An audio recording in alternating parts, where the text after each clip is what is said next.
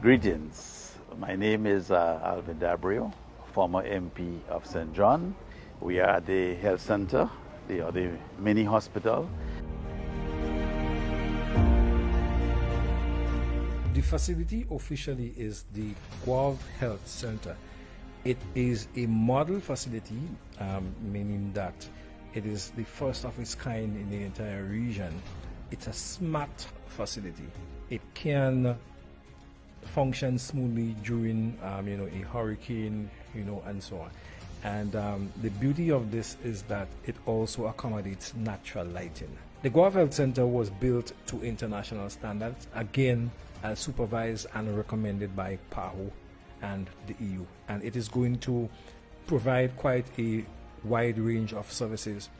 So when one look at that facility, what they see is a facility that covers all of the necessary services that one will go to access at any health facility. It's a model facility, so it means that going forward now, countries and even in the other areas, the game will have to be stepped up.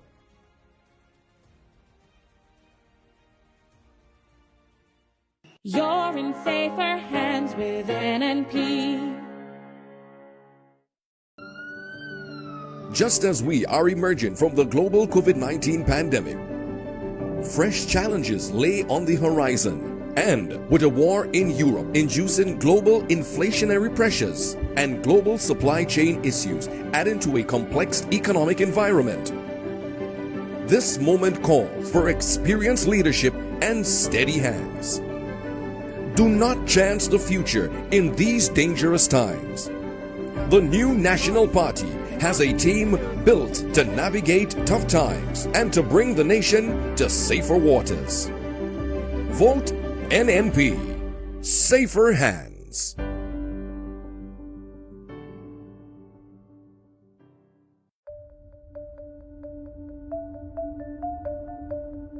I am Victor Bello Philip, St. Patrick's West candidate for the NNP. Where we are now is one of the areas that has serious environmental issue over all the years. The ocean here was so rough that it was getting inside and affecting the businesses in Sotez. So where I'm standing now used to be water, very rough waters. However, something was done to try to alleviate the problem that we are having, and that is creating what we call the breakwater. So just in front of me, there is the breakwater where they pack stones to prevent the sea from coming in. As you may see around, it provides land space, and a lot of things could happen here. So there's hope to do a development project here, and so therefore it will be enhanced. Added to that, it also provides the calmness in a way that now a port marina, some form of port marina can be looked at as a form of development. How would that serve the parish? Well, first of all, it will help the fishermen here. Before, fishermen used to have serious problems with the rough waters. Sometimes after catching all the produce, the fishes, they lost it right as they come ashore. Now it's much better, but it is not the best. And we're in a pivotal spot where we can take advantage of the yachting industry that is so growing within the Caribbean these days. We have Carriacou to the north, we have St. George's to the south, and where we have yachts increasingly coming and dock and making the trip up to the islands. If we do this marina here, we could provide an economic spin-off from that, so that the yachts themselves can have a place where they can dock and shop, and and that would create a nightlife in Sotez, where people, more employment could be provided and more jobs could be created. You're in safer hands with NNP. Are you ready? If you love this country now, show me your hands. Grenada has taken the first steps towards staying in safer hands. Show me your hands. Safer hands. All 15 new National Party candidates, members of a tried and tested team, have now been duly nominated. Grenada gets ready for the next chapter as we move across the bridge to the future that has been built. The new National Party, a team with leaders that are ready for the moment. Vote NNP. Safer hands. Tell me something, if a crisis hit, who you go call? A pandemic, where you go turn? Which one on your team, who you go call? In every stage of his life, Norland Cox has exhibited good character and trustworthiness. This is no if or buts about his honesty in public service. Whether he's in hospital administrator, a senator, or minister of culture and works, St. George South needs an MP beyond reproach. Norland Cox, unquestioned character,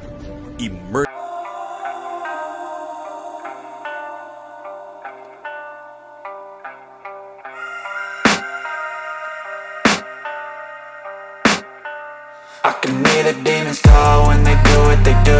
And now I feel like taking off, find a place with a view. The pain is never gonna stop if it's controlling you. I know that time can heal it all, I just gotta get through. I just gotta get through, I just gotta get through. Cause I feel like taking off, find a place with a view. The pain is never gonna stop if it's controlling you. I know that time can heal it all, I just gotta get through. Sometimes I feel like all is lost, but I know it's not true. I wanna put up all my walls cause I'm not in the mood, but then I cut myself off from the rest of the room. I know that time can heal it all if you're patient and soon. It can all be worth it, all the searching. Pain is never really permanent, but damn it hurts, man. I could feel all of the turbulence and it's concerning. I've been searching for a purpose, I hope it's worth it. This society is really trying me. Ain't no hide and seek, I hide to be far from anxiety. I need my space, I need my privacy. I need some silence, please, you're all too loud. You don't speak quietly, opinions violently thrown across every surface. It makes me nervous, it's the world honestly burning. That's all I'm learning, hope that we can make a turn and start reversing. All our minds, we put the work in, we got some work, man. I started to go.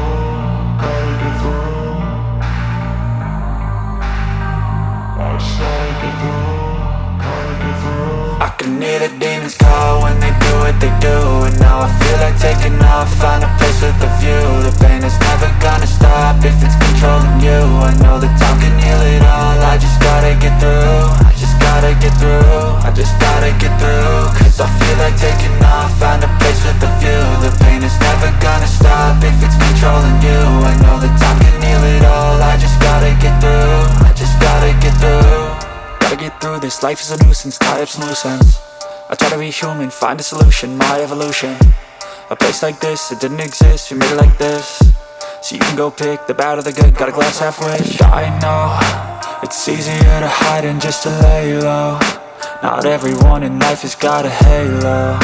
I'm standing in the red inside a payphone. Just wanna break, no, I'm not gonna give in. Take a last shot, Michael J. Win. No, I'm not a robot, I'm in my own skin. Never get lost when thoughts pull you in. I miss the old you, we died with a purpose. All the energy around me felt nervous, scared I would pop off fast to the surface. Had to cut it off before you made me worthless. Torn apart, I've been torn and scarred. I had a given art, but now I'm thinking smart. I'm keeping up my guard, I'm hiding every card. A royal flush of love, you never know what's hard. With a back to the mat, gonna see where I'm at. I'ma fight like I'm mad, I'ma be something that they can never be me. Nice try, but they'll see I achieve everything while they stay salty. I started to go.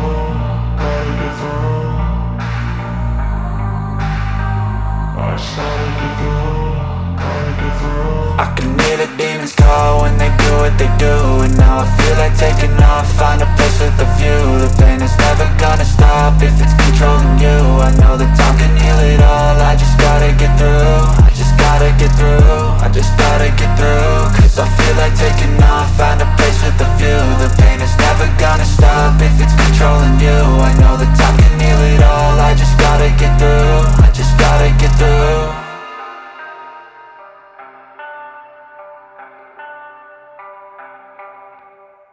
Great moment for me, and that is what proper representation means. When you will able to negotiate and go out and bring benefit to the people of St. David's. And I'm sure the people of St. David's would assess me and my performance over the last 2 terms, and they will recognize the tremendous benefit that I was able to bring to the people of St. David's. I am sure that on June 23rd, the people of St. David's and Grenada will vote to ensure that we remain in safer hands. If there's one thing I can do, it's to urge our people to work together to build this little rock. Some people believe to be a politician you have to be ruthless. I don't agree with that. I believe it could be kind, I believe it could be warm, I believe it could be endearing, I believe it could be inclusive, and do all of that and be a successful politician. In any space that I occupy, in the courts, in the politics, wherever I go into that space, I believe we should help each other. And that's just who I am. The town of St. George is near and dear to my heart. It is a space where people come to live, study, work, and play. We continue to reconfigure the town, preserving our historic spaces, but also enjoying development.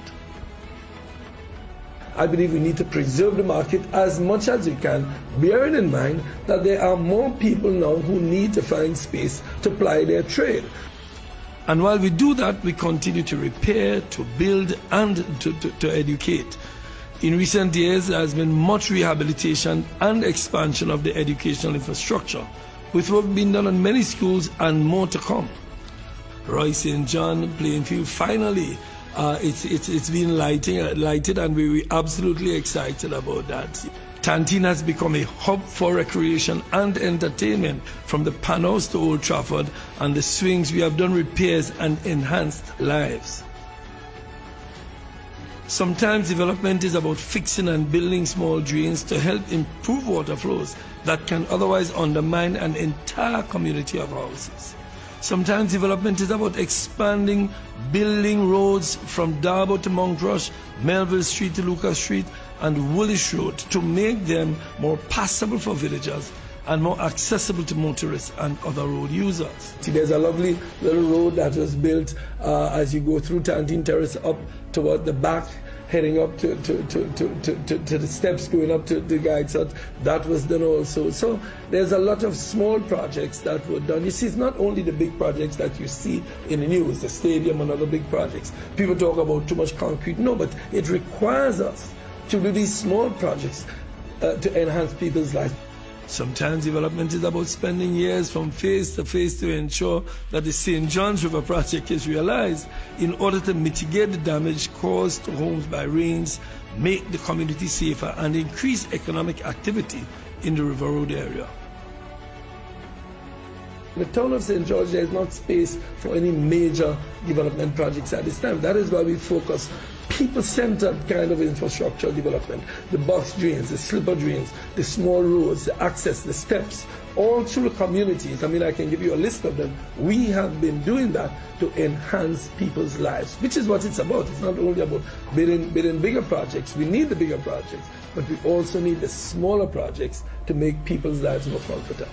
We do housing, we help people with medical care, we help people with bus fees sometimes, the bus fares to get them to school. So it's not about handouts, it's about helping people get lifted up to make their lives better. It is sometimes giving people a little extra help in finding a job, seed assistance, housing and medical assistance. And people come sometimes because they want a little bit of cash to send their kids to school the next day. All of us run into those unfortunate circumstances. Any of us who said that we've never run out of cash sometimes and need to reach out to somebody is just talking untruths.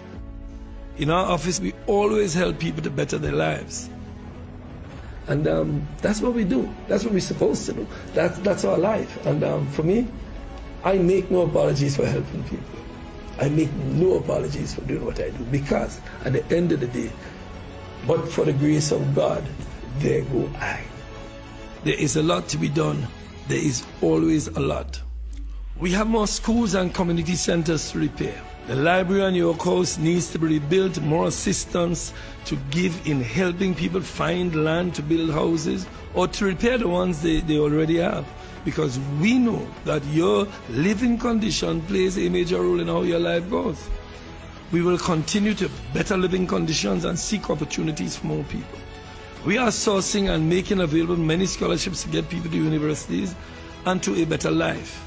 That's my life's journey, and I do it not because I want to vote. There are some people who come, and I know they're not voting for me, but it doesn't matter. Because at the end of the day, that life is important as any other life. So, and I've done this way before I knew anything about electoral politics. Imagine a world where all of us do our best to help our neighbor, just your neighbor. I hope to God that when I die, my tombstone will just simply say he did his best.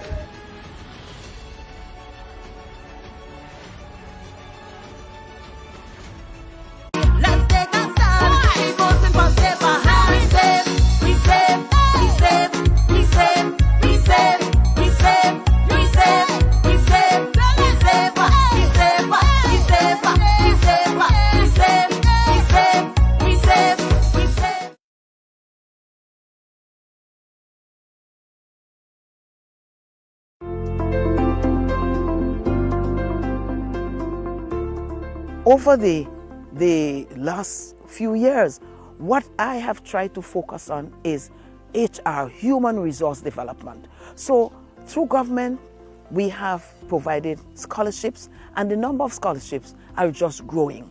We have the programs on the youth, the Imanis, we have the Empower, we have the Fly programs, fostering level-headed youth, we have the CES program, and we have soft loans through the GDB and grants, just to ensure that businesses can start. So what did we have to do? Provide the training for our women. We just finished training a number of women, 25 of them, over 35, but still fit and viable and strong to get into a business that they love. My name is Lyntia Modest. I'm from Victoria St. Max. Well, before I said anything, I want to let you all know that I was unemployed for a very long time. And thanks to the caring hand, which is Dr. Clarice Modest Cowan, that invited me to the program. And now I have learned a lot. I know how to do my client pressure, sugar, how to turn my client, lift my client, how to get them bed baths. And I'm so happy with my job right about now. I'm happy with what I do. I have a passion with my client and my job. Thanks to Dr. Modest. Dr. Modest has a special passion for women, and that just comes across in everything that she does. And she has been working with groups of women for a very long time. I know with the support of the UNDP, for instance, she has been working on empowering women, and that just speaks to me as a woman. I know that in this world, it's very difficult sometimes as a woman to get ahead, and she has been really focused on entrepreneurship. I've seen what she's done, for example, with these women, helping them with their sewing, helping them to produce products that can be useful for the tourism market so that we can get that agricultural tourism infusion, and that inspires me. My name is Lyntia Augustine. I'm from Coast Guard instead of St. Max. I'm here on the behalf of a small business loan. I myself, I did floral arrangement. The other women was into some wanted popcorn machine, barbecue grills. This program has impacted me a lot. I have learned a lot from this program. I'm proud of this constituency and what I have been able to do because of the enabling environment of the party that I'm a part of, the new National Party. I thank you, my colleagues. I thank you, my Prime Minister and political leader, for what you have done for this constituency. Woo! You're in safer hands with NNP.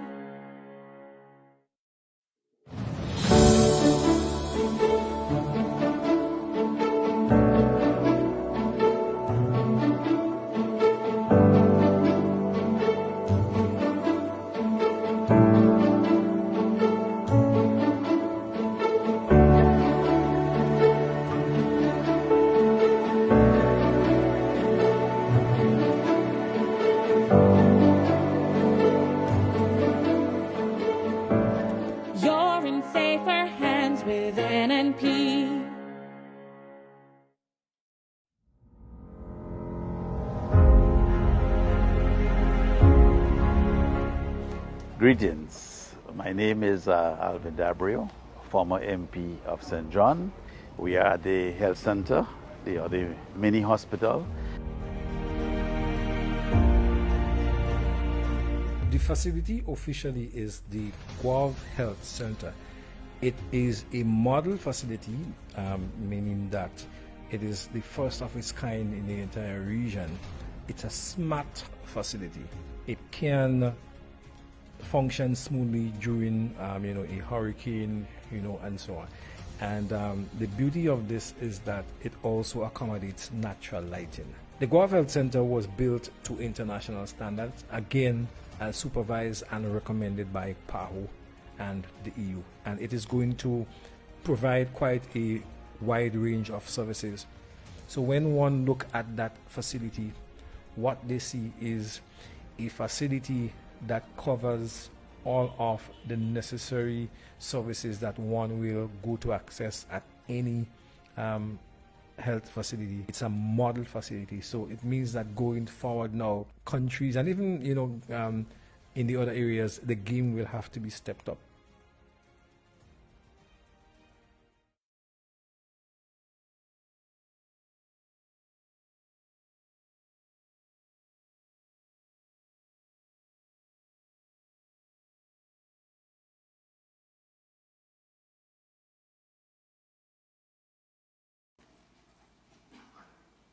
The Right Honorable Dr. Keith Mitchell.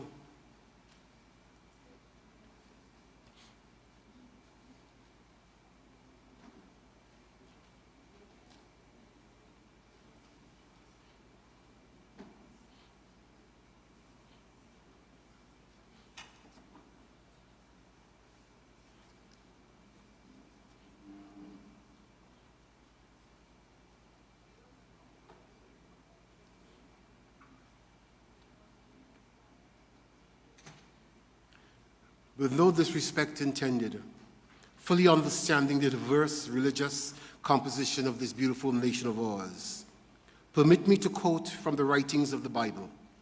Proverbs 3, verse 5 teaches us, "Trust in the Lord with all our heart. Lean not on our own understanding. In all our ways acknowledge him, and he shall direct our path." Ladies and gentlemen, I invite to the stand, to the podium, as we welcome Pastor Adrian Banfield to lead us in prayer as we invoke and recognize the Lord's presence here this morning. Pastor Adrian Banfield.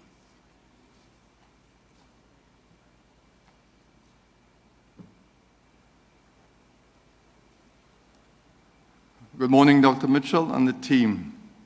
Thank you so much. Good morning, everybody. Let's pray. Father in heaven, we thank you for this opportunity to stand in your presence.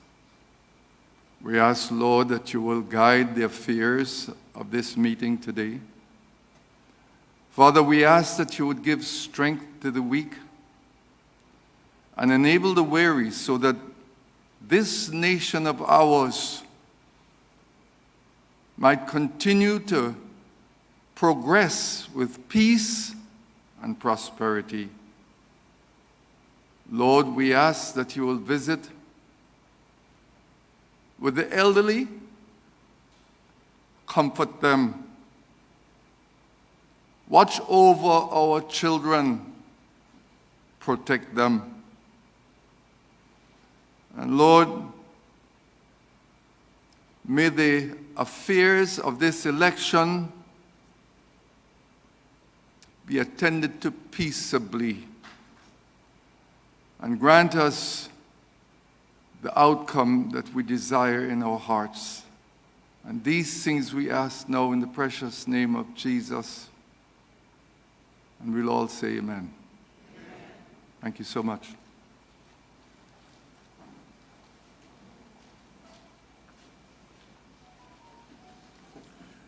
Ladies and gentlemen, I ask that you remain standing as we pay our respects to this beautiful nation with a rendition of the national anthem performed by Miss Grace Niles.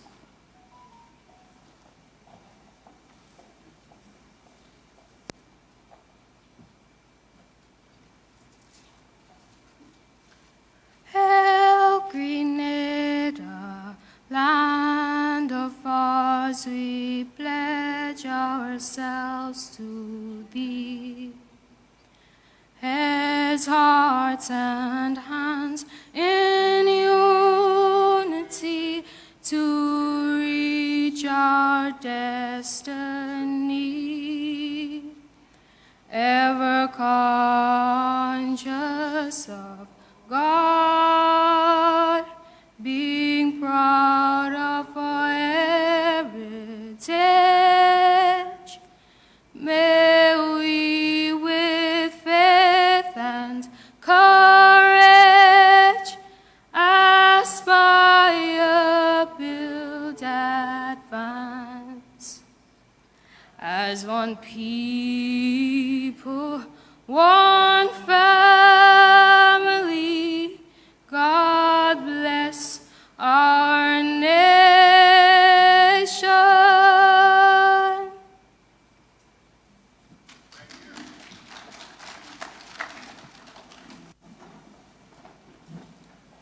Thank you very much, Ms. Niles. Ladies and gentlemen, you may have your seats.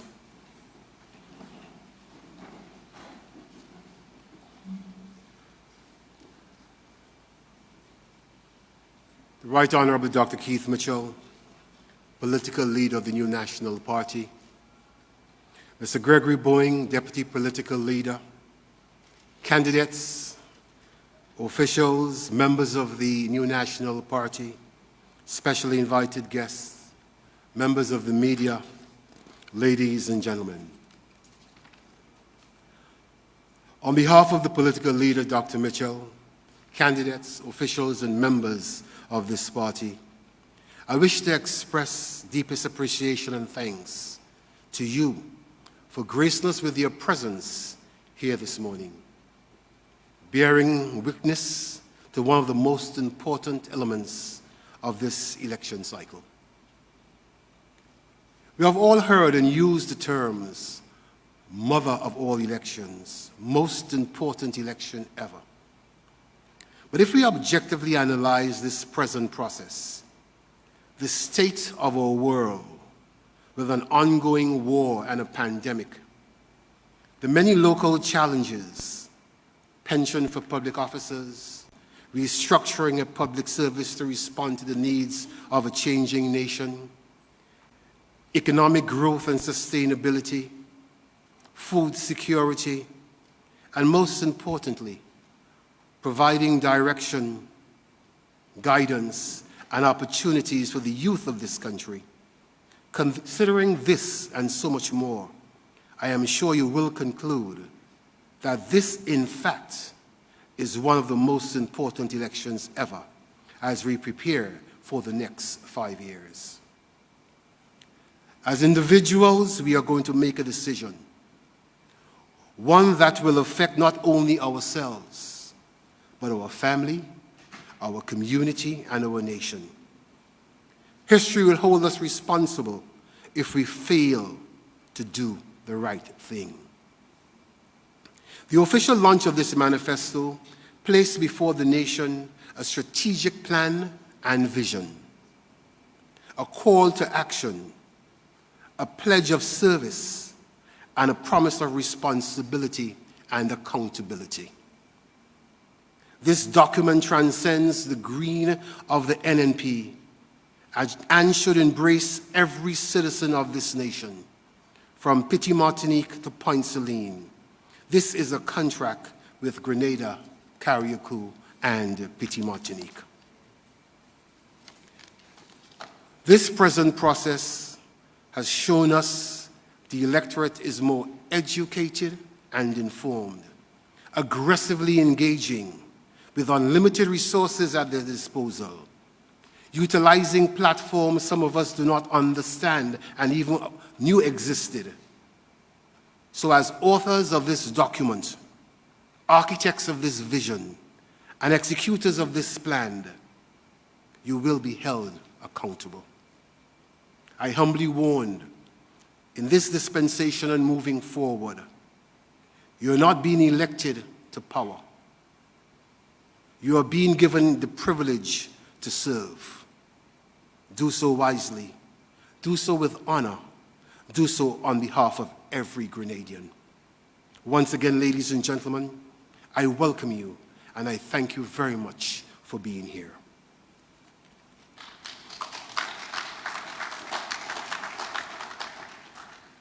Our nation today is seeing an explosion of youthful energy that is unprecedented. As a party, as a government, and as a country, we must continue to listen, understand, include, and involve, provide opportunities and the avenues of growth and development, advancement like we have never done before. Securing our youth is the biggest investment that we can make now for the sustainability of this country. We need to invest heavily to articulate the vision and the way forward for the youth empowerment, transformation, and growth of this country. I now invite to address you Ms. Keith Lewis-Peters. Ladies and gentlemen, Ms. Lewis-Peters.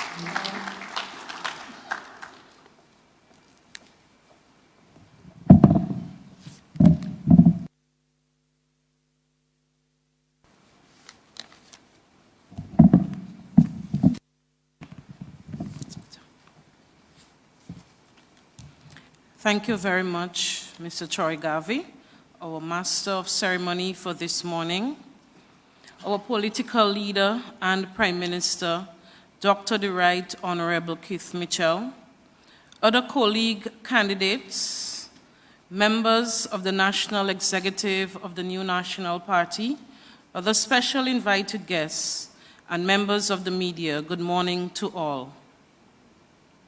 If there is one word at the center of the national plans for moving forward in the immediate future, it is empowerment.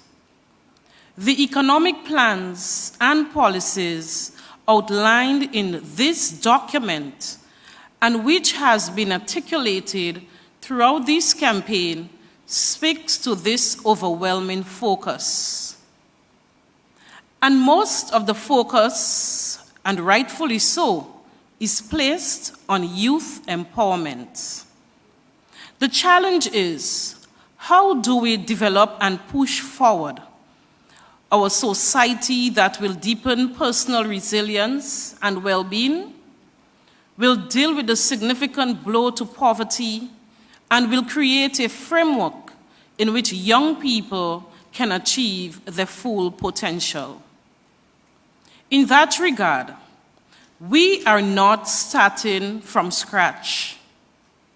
As over the years, we have implemented a number of programs such as the Empower Program for Young Men, the Imani Program, the FLY Program, and our Youth Entrepreneurship Program. Those are being fine-tuned to make them more effective in achieving the goals originally envisaged. A reformed Imani program will prepare thousands of our youth to take advantage of fresh opportunities in an emerging economy, especially through various expanded small business initiatives. We will be training our young people not just to find jobs, but to be job creators themselves through our direct initiatives that will afford them the opportunity to create their own niche. Those original youth programs will continue to be funded and in many ways expanded, but there will be additional layers put on top of all these as we move forward with a new urgency to expand the empowerment agenda. These ideas are captured in the cover of this document. A lot of emphasis is placed on the concept of 100 million for 100,000, which you have heard before is part of the plan to spend $500 million targeted at youth empowerment initiatives. That, as we have said throughout the campaign, will be additional money on top of what is already been spent, and will continue to be spent on the original youth empowerment programs. Under this expanded program, we will expand training initiatives, especially in the technology sector. We will push forward for greater job creation in technology, agriculture, the creative industry sector, the service sector, the construction sector, and more. We will make it easier for our young people to get homes and access to lands. Young people who qualify for home loans will get a grant down payment of $20,000 to ensure that they can get the loan to purchase the house or land. We will continue to promote and fund small business development, which means more young people to set up viable businesses. We will help fund every viable dream. The development of a technology agricultural sector. We will promote the creative industry sector.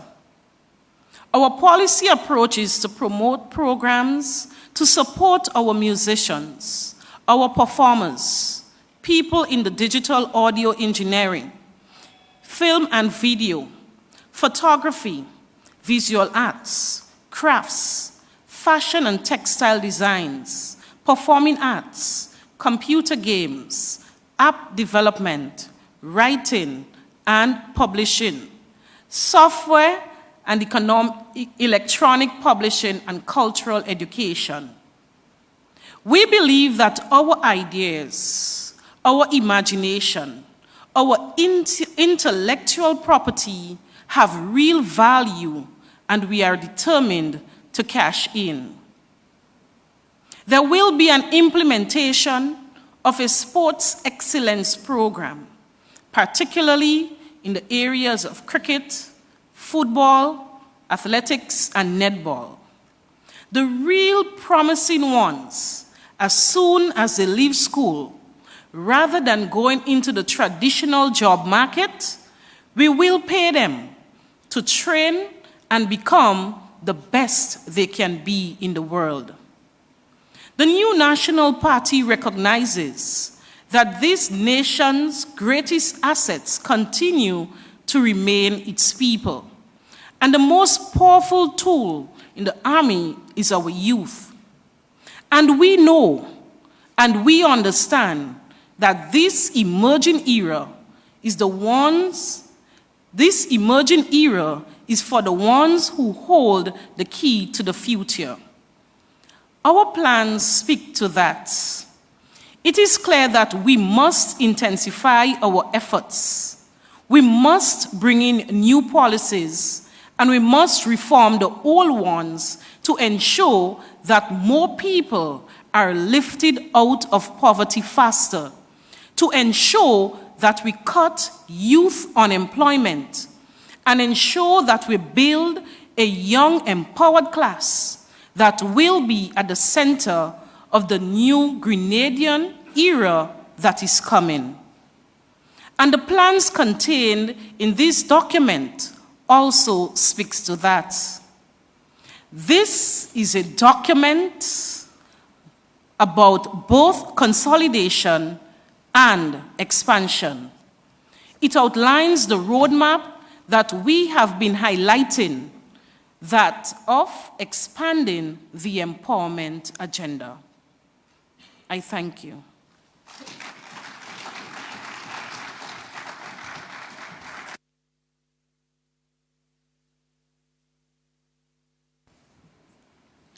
Thank you very much. Ladies and gentlemen, the construct of agriculture as known by our parents and our grandparents can no longer effectively serve this nation. One must be very real and very frank with this. Too many external factors control the viability of the industry. There's a need to be more strategic, proactive, utilizing our resources to maximize the benefits to this country. We need to prove and reassure our farmers that they can be successful, they can make a viable living, they can become rich as a result of agriculture. We need to put new meaning to the term, eat what we grow and grow what we eat. The business in agriculture must be emphasized and highlighted. To articulate the vision of this sector, I would like to invite a dear friend. I'd like to invite Mr. Peter David.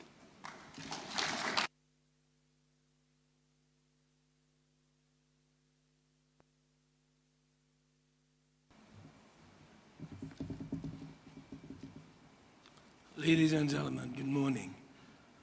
Prime Minister, Dr. the Honorable Keith Mitchell, Deputy Prime Minister, other ministers of government, colleagues, ministerial colleagues, other members of government, ladies and gentlemen, fellow Grenadians. As I stand before you today, the following nugget of wisdom from the Bible comes to mind. He that tills his land shall have plenty of bread, but he that follows worthless pursuits shall have poverty enough. Proverbs 28:19. We are at a time when much is required to bring about transformation of agriculture. Ladies and gentlemen, for agriculture to grow in Grenada, it requires a very strategic, focused interventions that we as a government have begun to make. This is a time for people to be sober-minded so that our actions can result in continued progress, and we are well on our way with those actions that are required to move us to the next level.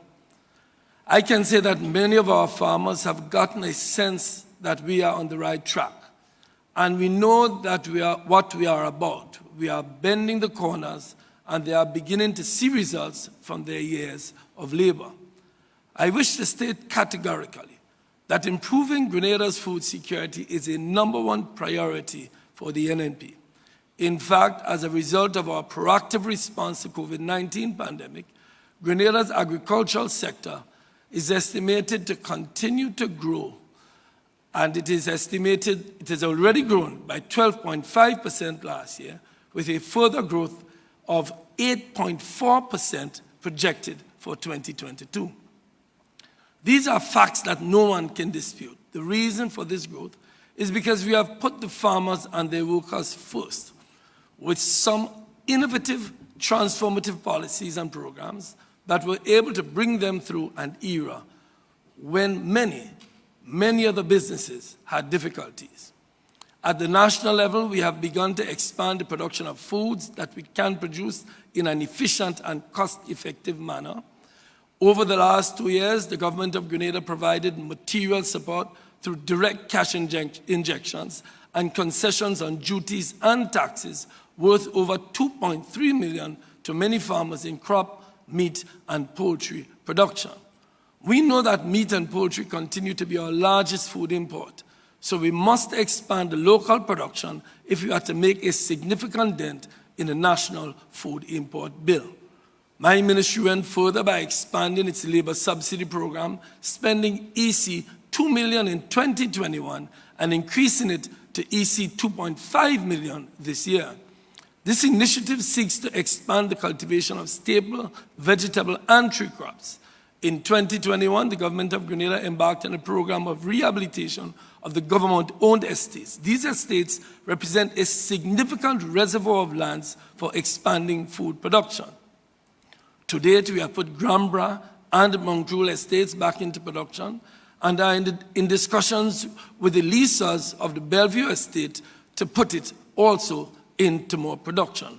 Further to that, because the private sector was looking and liked what they saw, a private landowner has made available over 100 acres to be given to young farmers in 1 to 5 acre plots for cash crop production to meet the rising demands of tourism and the service sector for excellent local produce.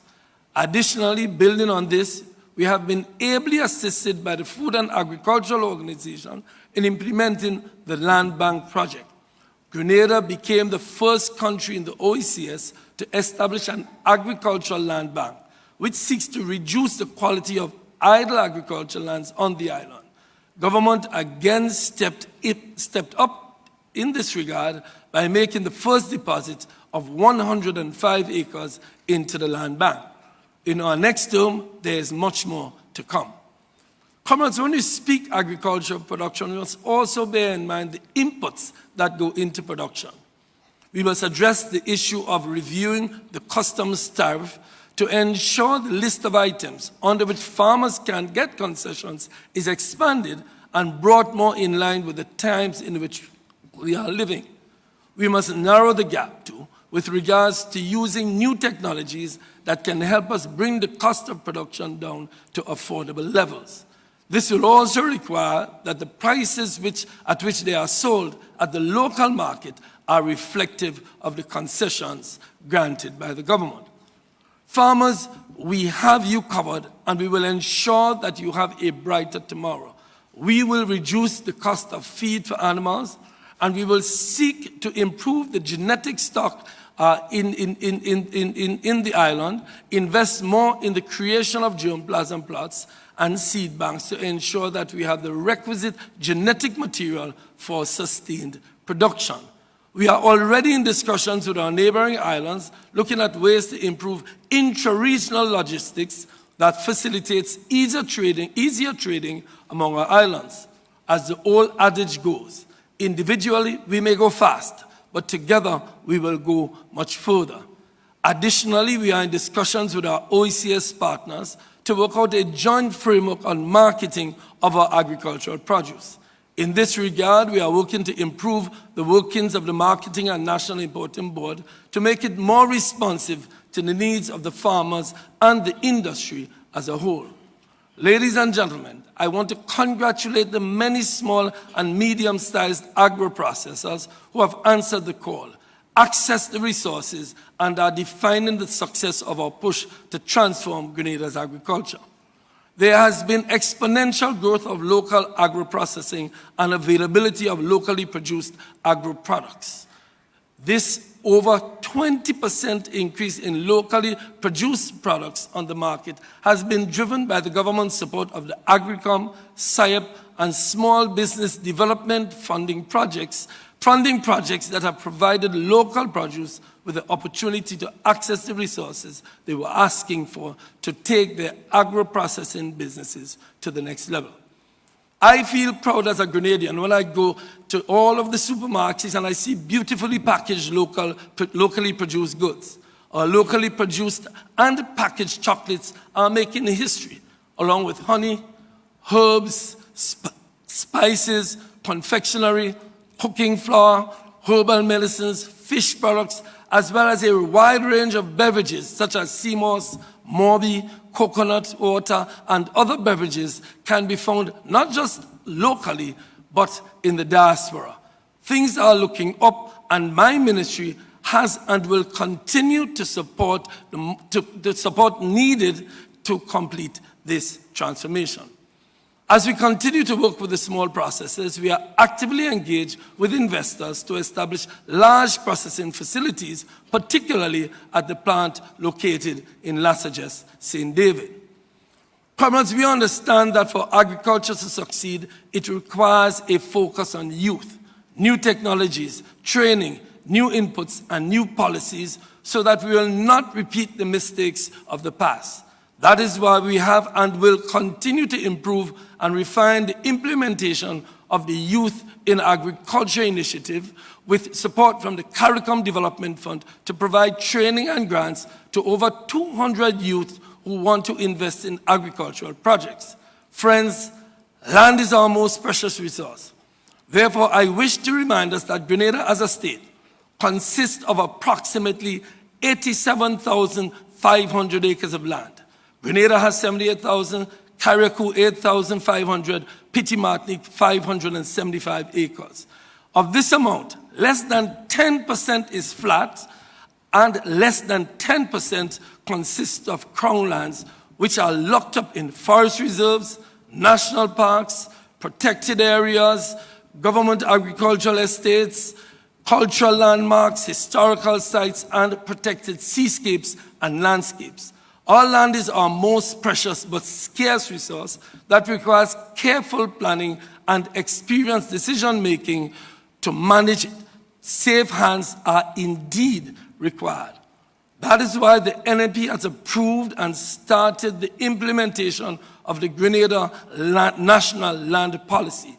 It's to ensure that lands are set aside for agricultural development, housing, environmental protection, national government strategic projects such as hospitals, schools, national parks, recreation areas, cultural and historic landmarks, protected landscapes and seascapes, and community development. We have also started the drafting of the National Land Management Act. That will give the policy the necessary legislative teeth to ensure that all lands, private or state lands, are properly managed for present and future generations. We also have approved the hiring of a consultant to conduct a comprehensive mapping of all Crown lands so that we can get a grip on the vexing problem of government lands and their management. Our small land space is not something to be taken for granted or taken lightly. Comrades, you cannot speak about agriculture without talking about investment and money. NNP has a track record that we will keep our promises. That is why we will restructure the Grenada Development Bank to ensure funding is available for agricultural projects with more favorable terms and conditions. Farmers cannot be expected to repay loans like the regular monthly worker. Therefore, we must find a way to ensure that when farmers borrow, they can repay based on crop production and with very much favorable terms.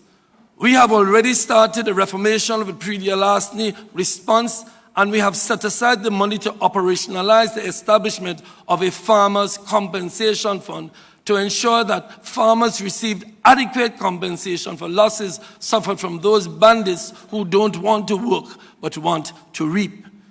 Comrades, we understand that in order for us to achieve national food security, it requires bringing together a multiplicity of actors, strategies, policies, plans, programs, infrastructure, and the excellent minds that we have in this nation. For the NNP, food security does not stop with production to feed ourselves. Our food security initiative are outward-looking with plans for exports to the regional market and our diaspora who are looking to us for regular supplies of fresh foods and food crops. As a government with vision, while we are doing so much to ensure we can boost national production and meet local consumption, we are also working very closely with our Caribbean neighbors to seek out export opportunities intra-regionally and internationally.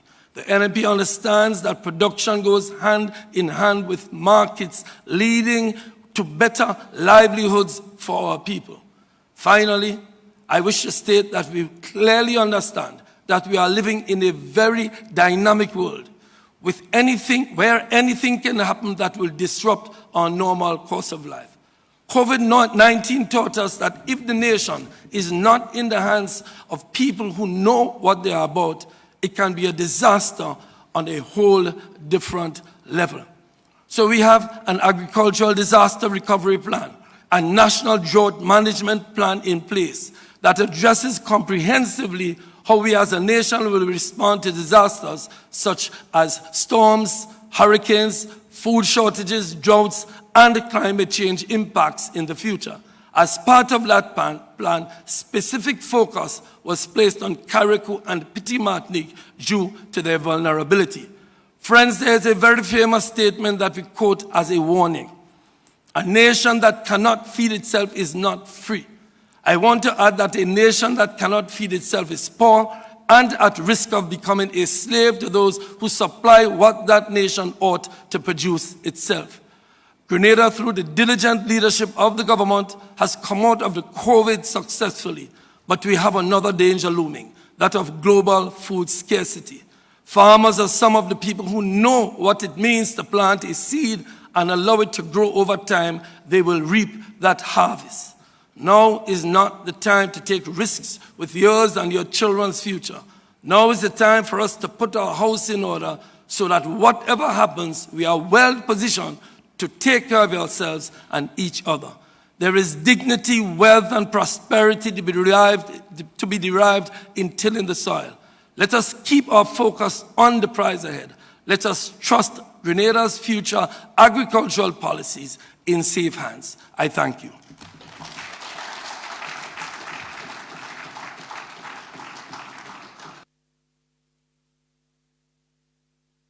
David, thank you very much. Recent developments around the world have shown us how vulnerable we are as it relates to our health deliverables and services. The entire world came to a sudden stop, with millions dying.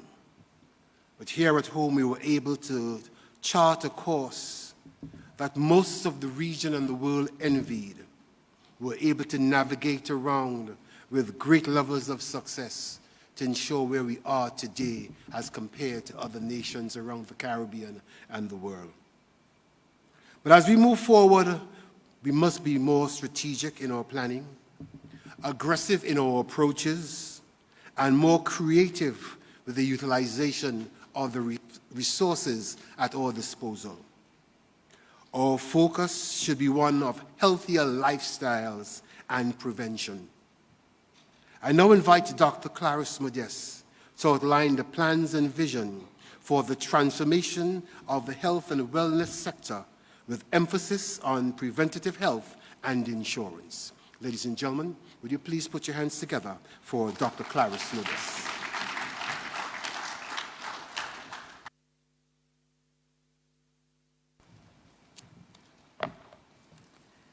Thank you very much, Mr. Master of Ceremonies.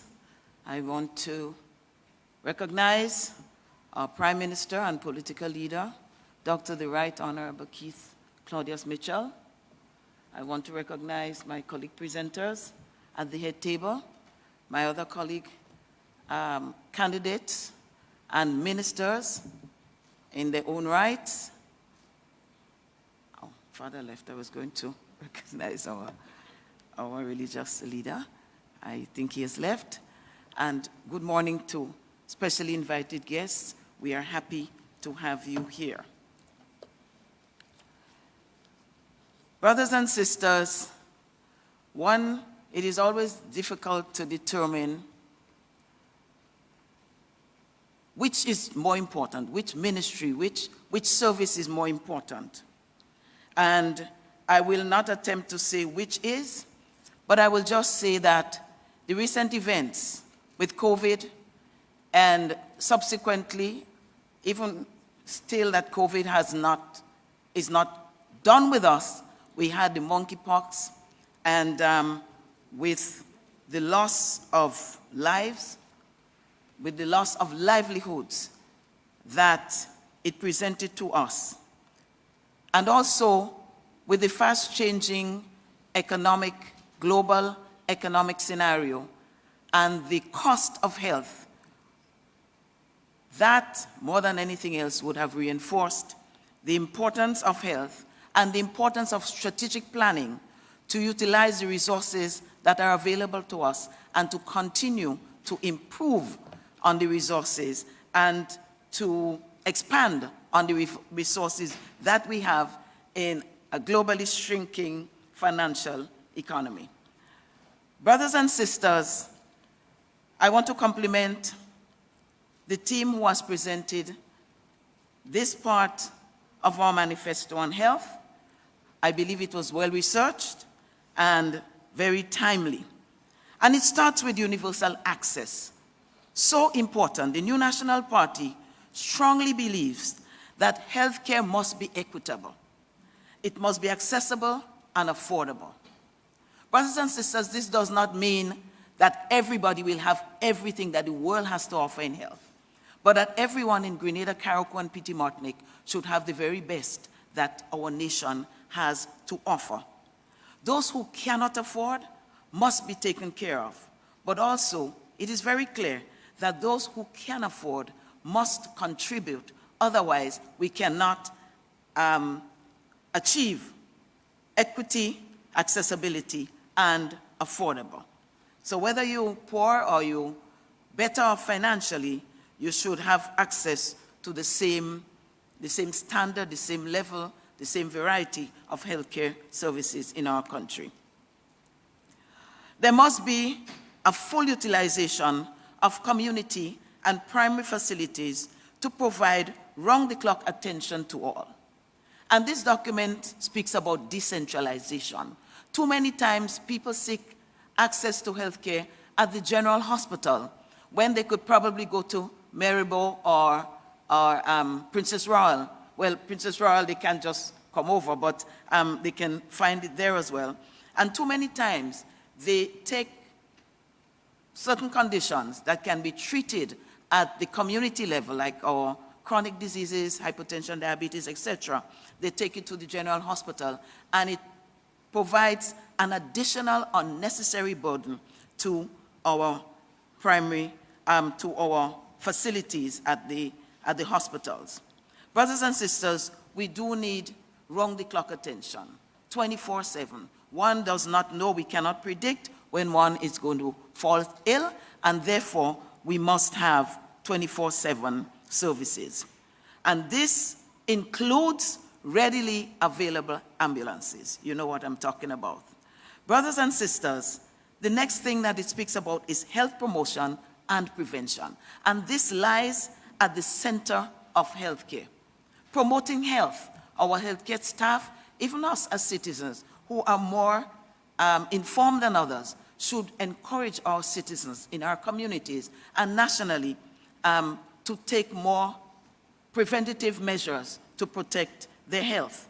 So health education is critical, and the promotion of healthy lifestyles. What we eat, what we drink, how often we do it, exercise, and all of these things are critical to health. So if we protect our health, if we prevent diseases, brothers and sisters, it will be less taxing on our bodies and less taxing on the coffers of the treasury, brothers and sisters.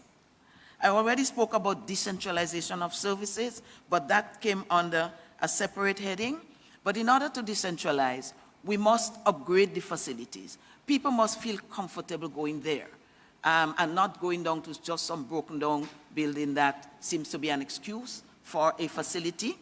And government has endeavored to do that, to upgrade facilities, to do extensive repairs where necessary. But also, very recently, we had the formal opening of the polyclinic in St. John, which is designed to provide services for all of the Western Corridor, the people of St. Patrick, people of St. Mark, the people of St. John, and wherever your persons come from who seek services. And our government's commitment, the new national party, our party's commitment, is to continue the improvement of infrastructure so that persons can feel more comfortable seeking healthcare in those facilities. I'm very proud of that facility.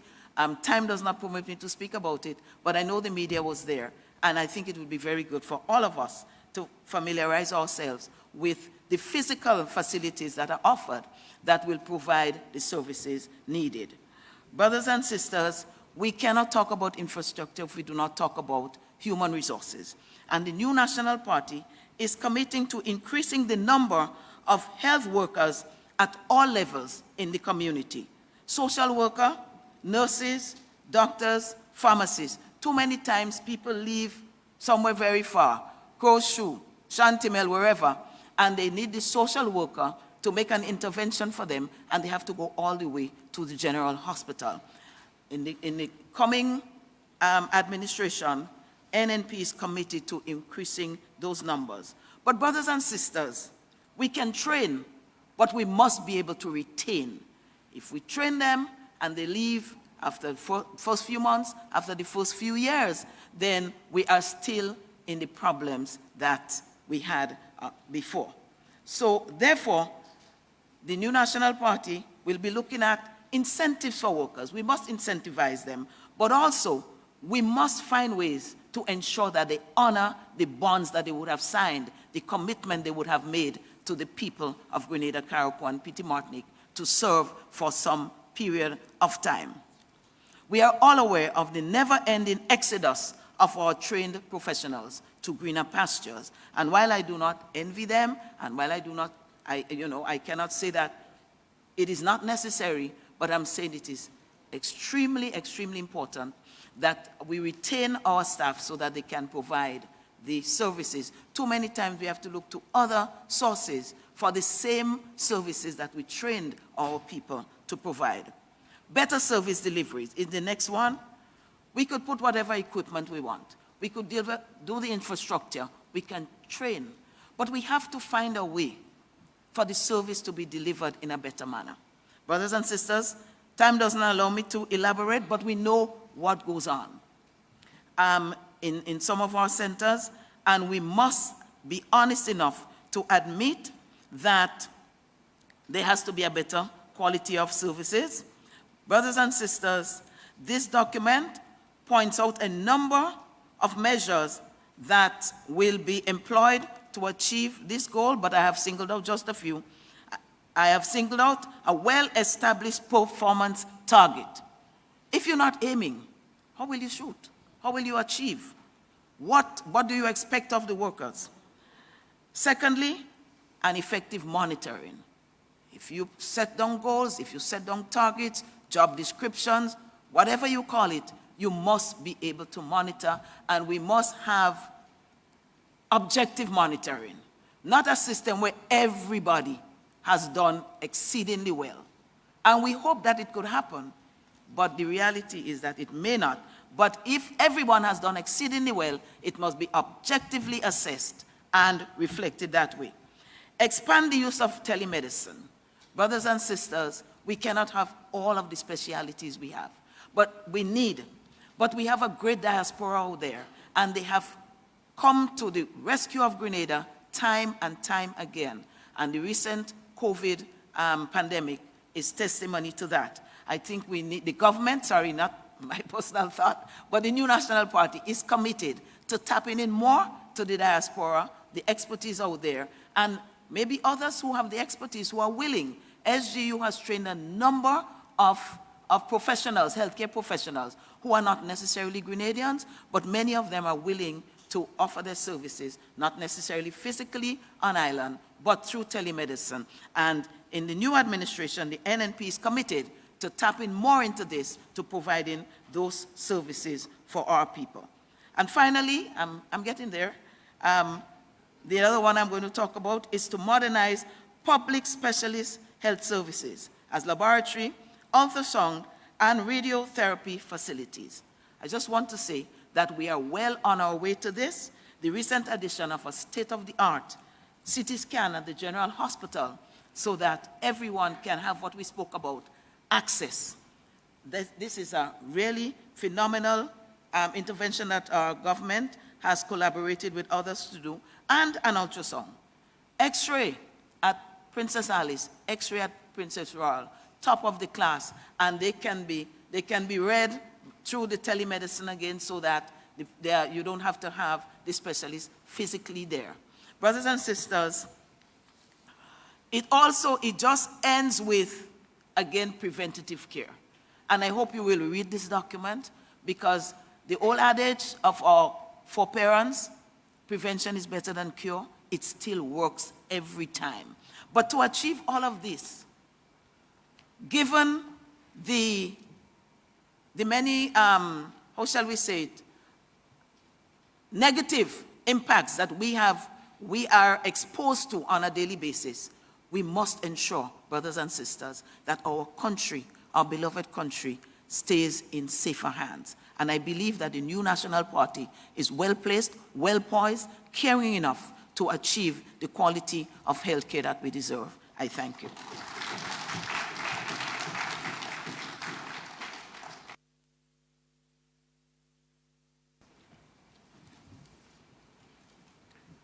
Dr. Modeste, thank you very much. The financial challenges facing this nation has been unprecedented. We have never experienced such high levels, such great challenges at any time during our development. However, due to prudent financial management, experience and expertise, as a small island nation, small developing state, we have been able to stand tall, meeting our obligations and surpassing the expectations of the regional and international communities. As we continue to navigate the rough financial waters globally, we need the highest levels of experience and expertise to stabilize and to ensure continued growth in this sector. To articulate the vision of transforming our economic and infrastructural landscape, I now invite Deputy Political Leader, Mr. Gregory Boeing. Ladies and gentlemen, Mr. Gregory Boeing.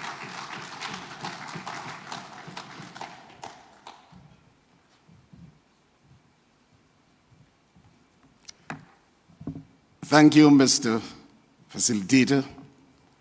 And allow me to recognize the Prime Minister and political leader, Dr. the Right Honorable Keith Mitchell, other distinguished members on the platform, my colleague, executive members of the New National Party, specially invited guests, ladies and gentlemen, members of the press. I've listened very carefully to the mandate given by the Master of Ceremonies, and it commenced with the transformation. Permit me to go back a little bit, particularly in the areas under the economy. And we must recognize that transformation is a continuum. And under this particular administration, transformation started a long time ago.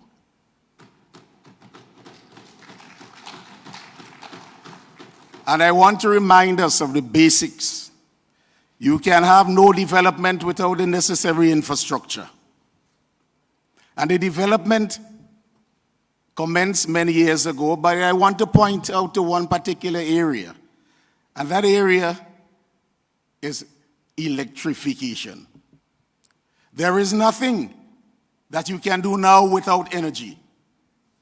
And all the ICT, everything that we speak about, requires energy if we are to continue with the transformation. So we have put that in place quite a while ago by transforming the country, the homes from 45% to 98%. So every home now, if they wish, can have a supply of electricity. The economy encompasses all the various areas that you heard presented on. So I will be very brief, just linking them together with transformation at the background of our mind.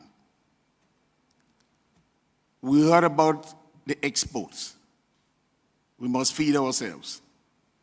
So part of the continuation of the transformation of the economy will be to ensure that the organs have the necessary financing to do so. And we'll be utilizing the micro, small, and medium-sized enterprises facilities at the Small Business Development Fund in order to ensure that our local entrepreneurs will move forward. It is well articulated in the manifesto. And I would ask, and I know you'll soon get a copy, and you'll go through with these. We have already started, and now we'll expand it in those particular areas. Training for export of goods and services. You've heard articulated already that working with institutions inside Grenada, we are planning for our people to sit in Grenada and to work for people abroad. That's the services.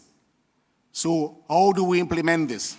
We will ensure that we have a training facility that will provide the necessary expertise for firms in Grenada to be able to remain here, utilize our citizens here, and provide the services abroad. Implementation of the plans and programs that we have. The green agenda.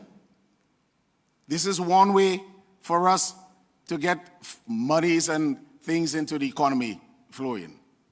And the green agenda provides for the use of geothermal, for which we have done a significant amount of work and have identified 15 megawatts of geothermal in the various areas, particularly to the north of the country. Along the same line, we'll be looking at implementing utility-size solar plants. Those in the homes, they're good, distributed plants throughout Grenada, Carriacou, and Petit Martinique. But we will also look at providing 2 utility-size plants.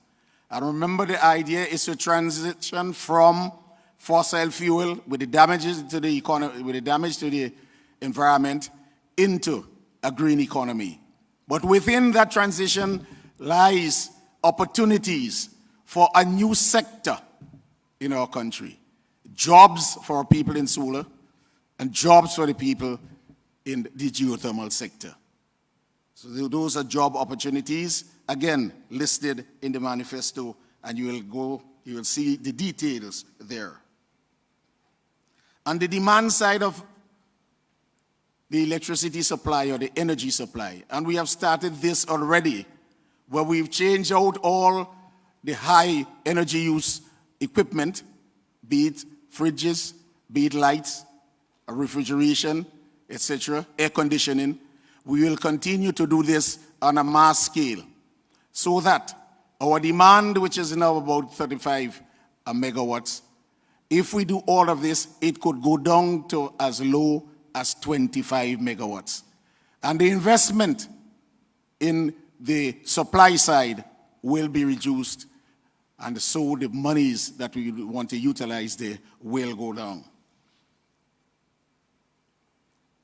Climate change, the negative aspect of climate change. We have done a significant quantity of studies with respect to the carnage in particular.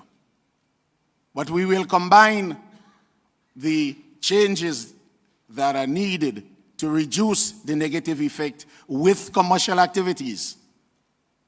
One critical point again is the carnage.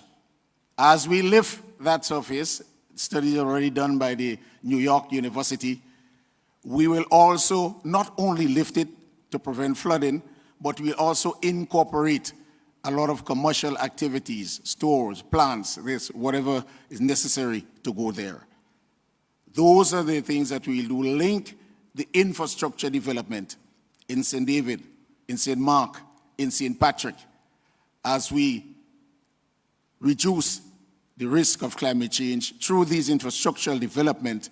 You will also have added into it not just a big mass of concrete to prevent there, but on top of this will be the necessary development for commercial activities, bringing funds into the economy. The blue economy.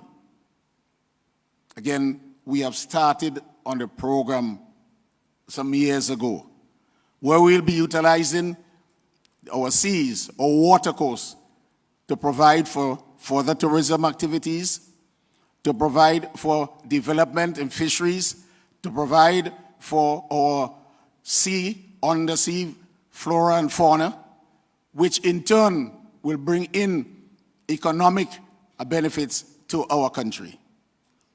And all of these, the brothers and sisters, will be to the benefit of Grenada, Carriacou, and the Petit Martinique. We must have knowledgeable people then to ensure that we have these things and put them in place.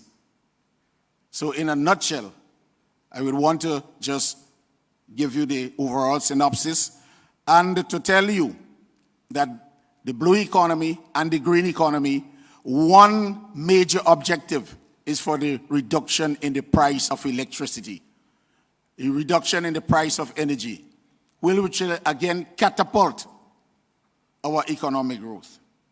Presently estimated at 5.64% for 2022 and 3.6% for the next 3 years. Although we face significant challenges, we know that we can maintain this and improve it. The transportation sector will therefore be critical. And the aim for the transformation in the transportation sector is to ensure that every worker can go to and get from their jobs irrespective of the place that they're in. And how we do this is really well spelled out in the manifesto. So in general, references, I want to end as I start, to telling you that everything in the economy comes from all the various different sectors, be it education, human resource, be it infrastructure, be it financing, getting your funds in, keeping and spending wisely. As a matter of fact, we have made a transformation since 2014 when we entered into the pact to get us out from the doldrums that we were in from the period before up to now.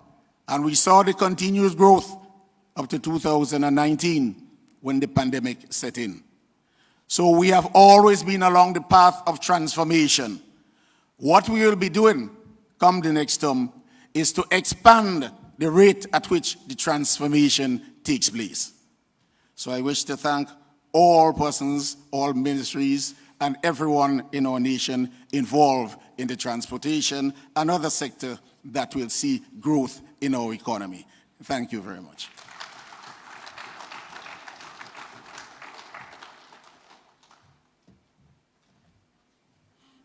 Mr. Bowen, thank you very much. Ladies and gentlemen, one of the most important factors responsible for the continued growth and development of this nation is its leadership. We have been fortunate to have a strong, focused, experienced leadership when it's needed most. Leadership that has always delivered. Leadership that has never deserted responsibility. Leadership that you can trust. Leadership that you can rely on to guide you through every challenging situation. Leadership that has transformed this country. I think we need to check, is Grenada a better place 10 years ago, now, and as we look forward, we need to put these things into its right perspective. It's indeed a pleasure and a distinct privilege, ladies and gentlemen, to invite Prime Minister of Grenada, Carriacou and Petite Martinique, and political leader of the new National Party. Ladies and gentlemen, the Right Honorable Keith Mitchell.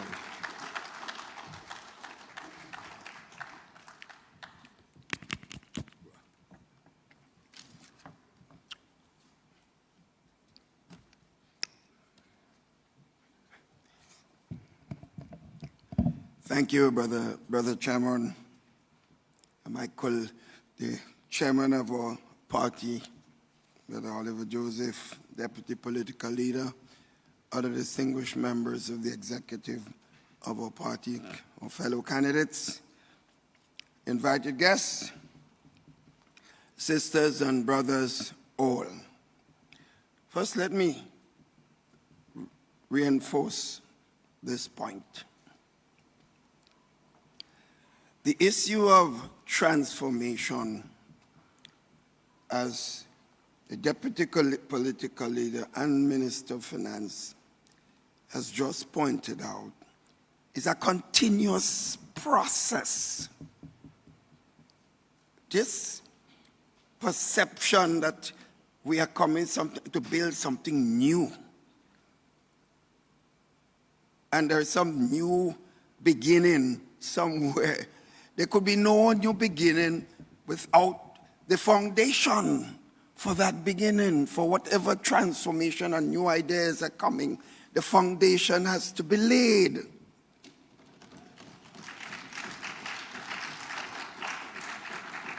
What can you do in any serious issue of activity without fundamental basis of infrastructure?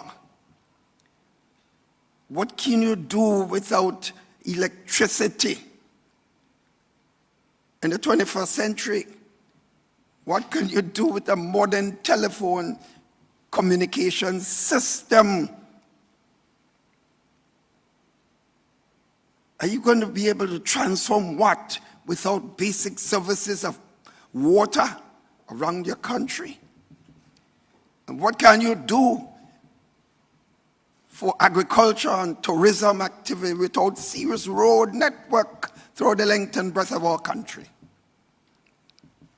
So it's critical that we understand this so very well. Otherwise, nice words might be able to confuse some of our heads.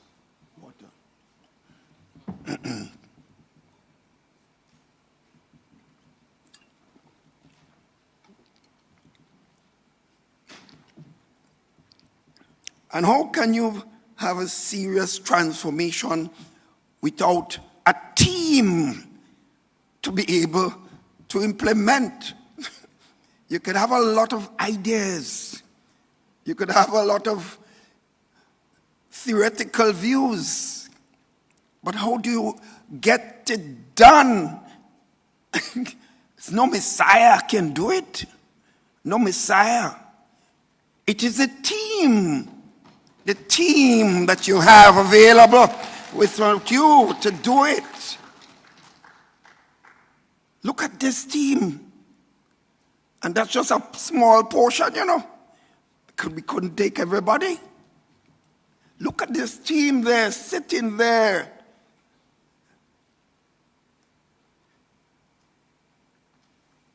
The youth.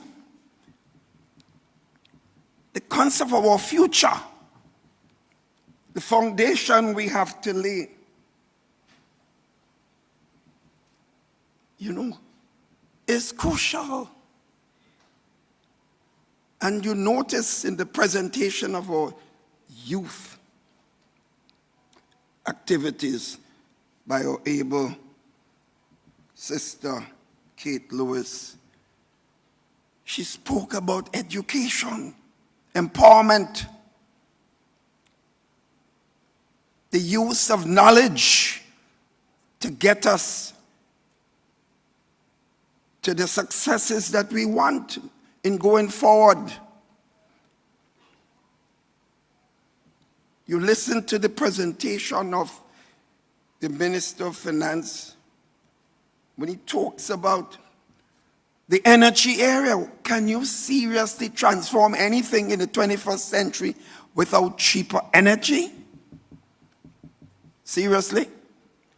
The Minister of Agriculture talked a lot about agribusiness and small business enterprises.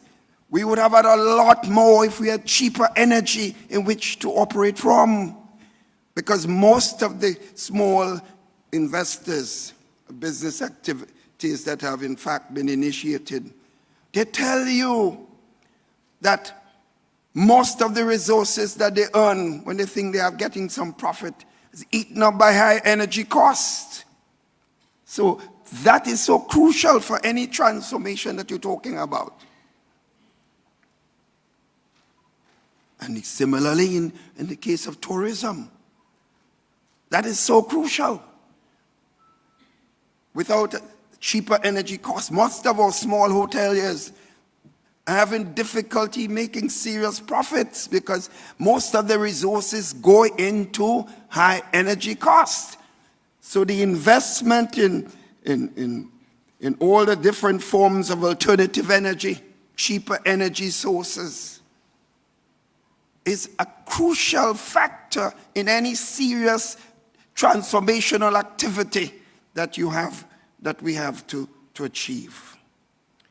So, sisters and brothers, the team is crucial. Not just a man, not just one person, the team. So when you sit at a cabinet level, you may have as leader one idea, but the combined knowledge of the team brings different perspective before you that cause you to change. So when you look good as a leader, people believe it's you. It's not you alone. It's the team that is responsible for that image of success of the leader. Sometimes some of us don't even realize when we give people more opportunity to help us, we ourselves look even better than we would look.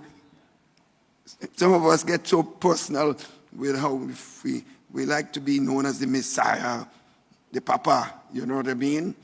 And we want to be seen as it for everything, when in fact, if you give more power to your members of your team, you look better, sisters and brothers.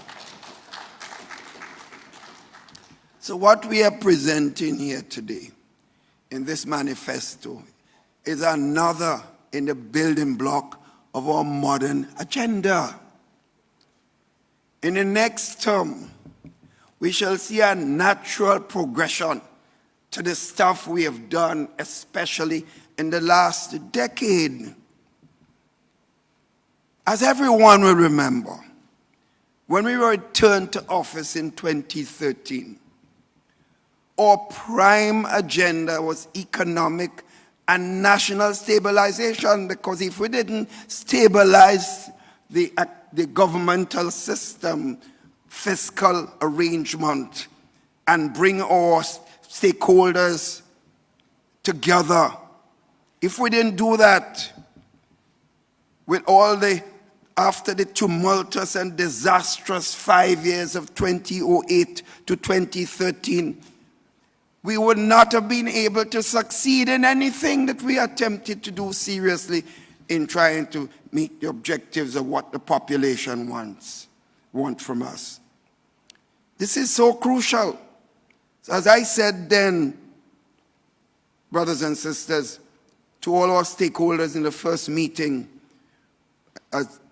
early at the end of February, coming to the end of February, I said to them, with representatives from all the key stakeholders there, I said, look, the present situation with the treasury as empty as it is right now, and people are selling assets to meet salaries, and these are not propaganda, these are just simple facts. If we do not stabilize things and come together with a plan that we all agree to, making sacrifices, if we don't do this, we all will suffer. Politically, I will suffer and the government will suffer. Because people expect their leaders no matter what. What is happening in the United States today as an example, sisters and brothers, you cannot, logical minds cannot say the President of the United States is responsible for the economic outturns. But he is being blamed and his poll numbers are dropping. So politically you will suffer, whether you are responsible directly or not. That's just life.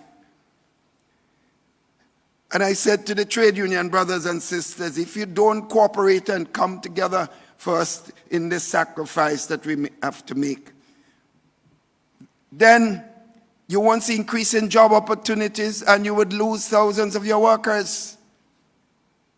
So you will suffer as an organization and the business community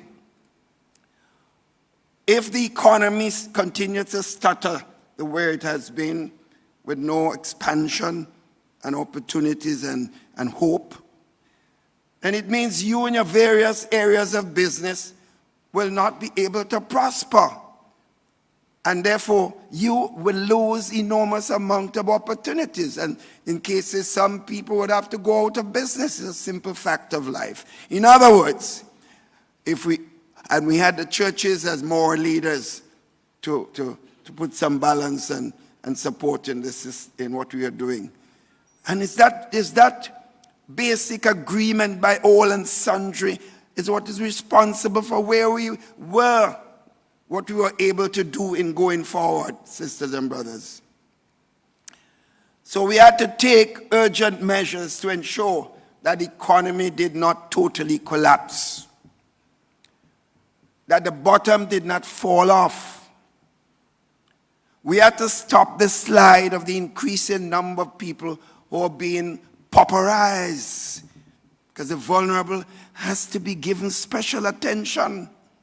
We all know that government is meant to basically provide a basis of health for almost everybody based on their interests and needs. But government must have a special focus on the vulnerable, those who need government the most. So the first 5 years after our return to office in 2013 was first and foremost an economic rescue mission. We were forced to take certain measures and adopted certain policies that eventually nursed the economy back to growth. By the end of that period, sisters and brothers, I remember once again saying in a budget address that our strongest currency was hope. Because if you don't have hope, all is lost. There was a national spirit of buoyancy in the country that we saw after those steps were taken and the agreements were made. So by the second period from 2018, we're able to begin to fully look at building an empowerment agenda that the Minister of Finance spent so directly pointing out a while ago. There were still many people on the margins needing direct government assistance, and people that we could not abandon in conscience, because why holding a post of minister and prime minister and the people around you are bawling? Makes no sense. What being in government is about, not position and title and traveling and the niceties. These things disappear after a year or two. It disappears. So while implementing policies of empowerment, including expanding initiatives among the youth that was Sister Kate talked about so much, we found that there were still large pockets of people that needed assistance. But just as we were batting on a better wicket, the pandemic came and struck us, which once again forced us into some survival mode. It's that we had no choice.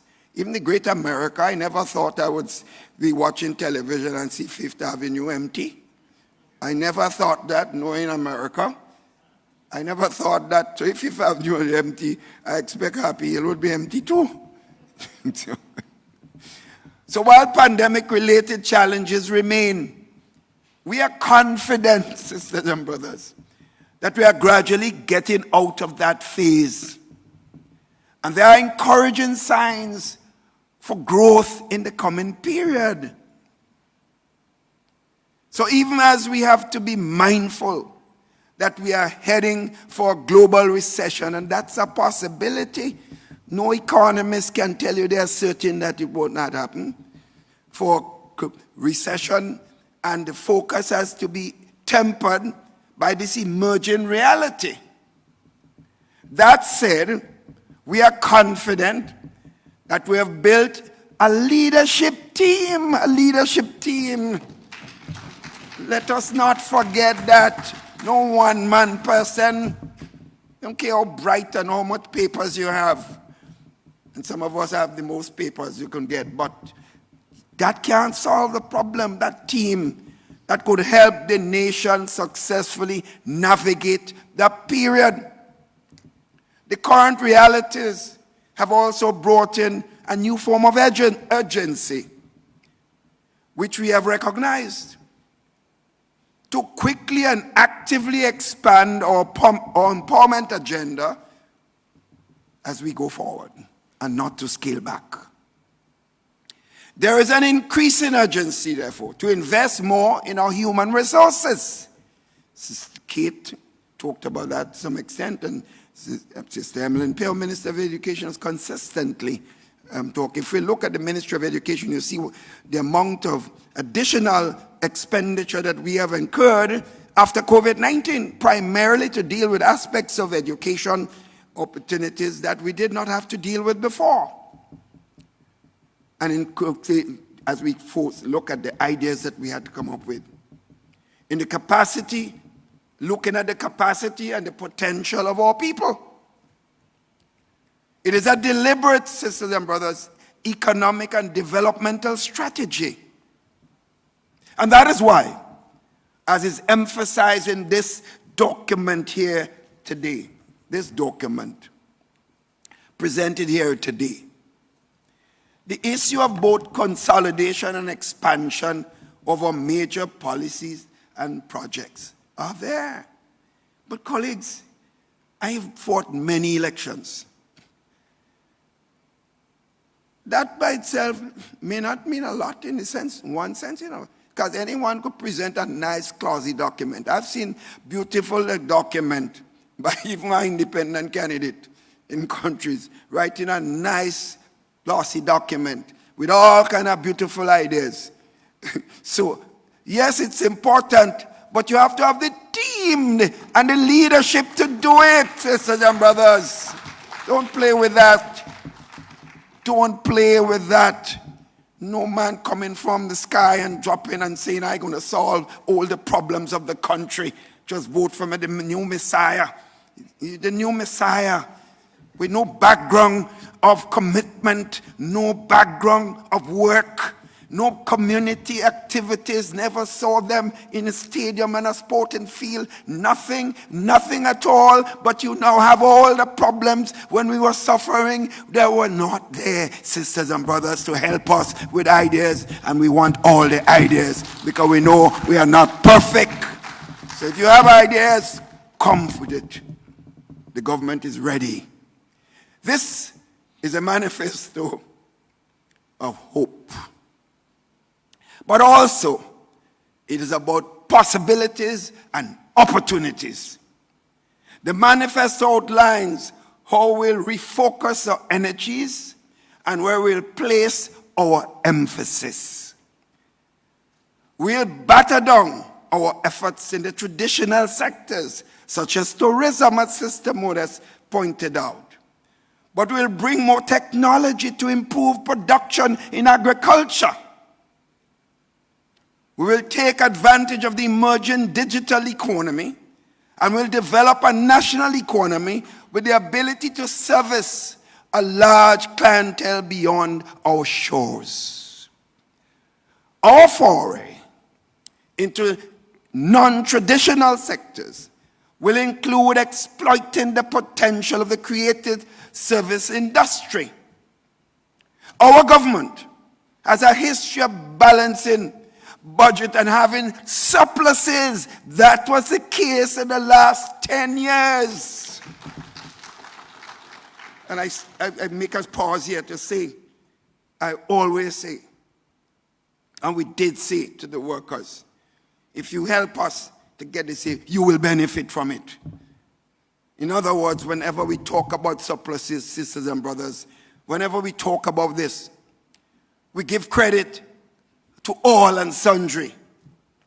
That is why the issue of proper housing, sisters and brothers, is an urgent and necessary economic and social requirement.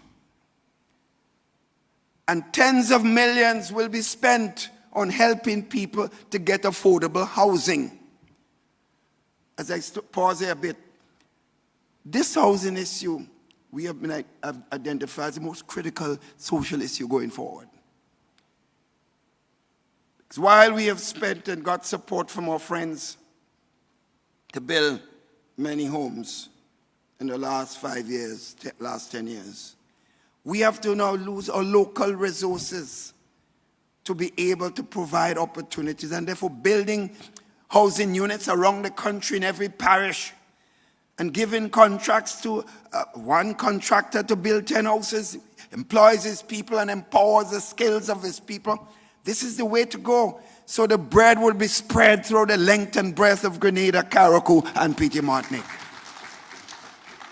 That will reduce the foreign exchange leakage, where we get it in and it goes back out. We want to keep as much inside here. We'll also focus on health and wellness in the coming period. We have made the considerable strides in that area, but there's still a lot more work to be done there, and we'll tackle it. And let me pause there for a minute. I made a point when we were opening the health center in St. John's recently. Almost every one of us have motor cars and vehicles. We make a point of going to the mechanic shop. Every 3 months or so, we take in the car to the mechanic shop. And we're spending a lot of money, because them parts for the cars cost more money from the parts in our bodies. We spend a lot of money. But to go to the doctor or to go and do the checkup, we're not doing it, so we like we car more than we body. That's a serious issue, you know. Therefore, this manifesto outlines the roadmap for the future, which include taking care of ourselves. A journey that will take us over that proverbial bridge for the future. We are therefore determined, if we are to return by the people on Thursday, June 23rd, 2022, to use this manifesto as a developmental Bible, always referring to it, sisters and brothers, for guidance as we go forward within the next 5 years. We have bold plans and bold initiatives, but with leadership and a team working together, discipline and commitment, this document is achievable. Yes, we need to bring our brothers and sisters within the public sector, because there are a lot of extremely good public servants, but bring everyone together and make sure that we can optimize our energies and our resources to do better for our people and for our children and grandchildren. And on these, sisters and brothers, we are asking our people not just to vote on Thursday, but to hold us accountable in the next term, as you have been doing. And I pointed out to people more and more that you have not seen any excesses in this government because of the 15 seats that you have given us. You have not seen it. You have not seen any level of arrogance being displayed by members because we have what you call absolute power in Parliament and the elected House. Because that is not our nature. Our nature is not about arrogance. It is not difficult to understand why these members here are attracted to each other, because they come with a fundamental principle of service. Service, not about arrogance and power sharing and who fighting for what and fighting for this. There's no need to fight. If you're thinking of service, you can't fight. You fight together for the service you're delivering. And therefore, as I tell people over and over, I almost feel like a father, in a sense. I feel at peace with myself. I honestly feel, when I say to people, this is the best election campaign that I have been involved in, I don't think people understand it. Watch me and you will see, if you have not been seen. Because I'm at peace, because I see what is transforming our country. I see people willing to work. I see people willing to cooperate. People that never were with us before are on board because they see something. When they come, they don't see no reservation about their commitment, about their involvement. They see open arms, because it's about our country, not our personality. All of us will satisfy ourselves by working together for the common good. I feel so happy. I am saying again, I'm enjoying this campaign.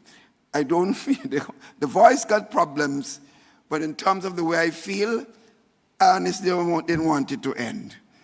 But I still look forward to the glorious Thursday. Sisters and brothers, thank you. Good morning to everybody.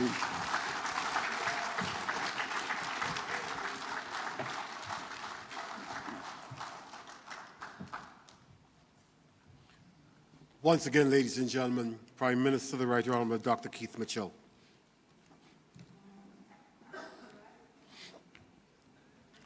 Ladies and gentlemen, as I said during my welcome remarks, this happens to be one of the most important events on the campaign trail. I do believe that this document, this manifesto, transcends the green of the NNP and should be transported to every fabric of this nation, from Petit Martinique to Point Celine.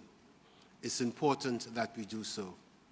And as the Prime Minister rightfully said, it's a point of reference, and to all the candidates, you will be held accountable, and this should serve as your guide over the next 5 years. On behalf of the Prime Minister and political leader, just of those of you who are referencing your program, a decision has been taken to, in the interest of time, to skip the Q&A because persons are so busy and need to get back to do the final bits and pieces today and tomorrow. So it's quite fitting for me to express my deepest appreciation and thanks on behalf of the New National Party for you being here this morning. Ensure as you leave you have a copy or copies and distribute it far and wide across this nation as we look forward to the next 5 years of service. Again, ladies and gentlemen, on behalf of the political leader, the candidates, officials and members of the New National Party, I thank you very much. Have yourself a great day, safe travelings back home, and let us look forward with great anticipation the evening of the 23rd of June, 2022. I thank you very much.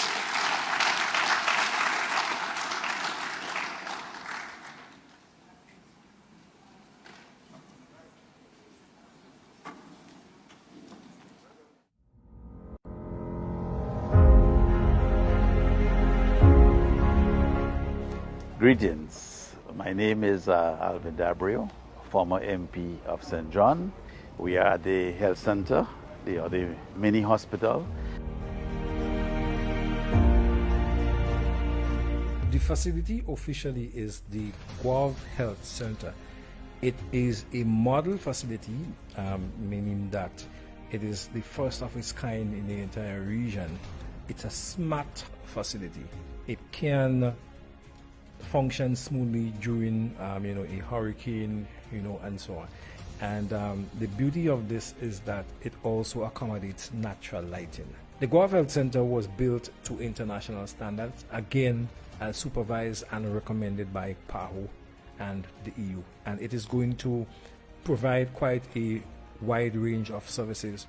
So when one look at that facility, what they see is a facility that covers all of the necessary services that one will go to access at any health facility. It's a model facility, so it means that going forward now, countries and even in the other areas, the game will have to be stepped up.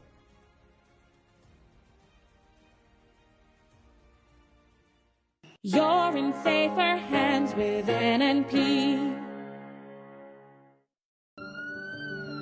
Just as we are emerging from the global COVID-19 pandemic, fresh challenges lay on the horizon. And with a war in Europe inducing global inflationary pressures and global supply chain issues adding to a complex economic environment, this moment calls for experienced leadership and steady hands. Do not chance the future in these dangerous times. The New National Party has a team built to navigate tough times and to bring the nation to safer waters. Vote NNP. Safer hands.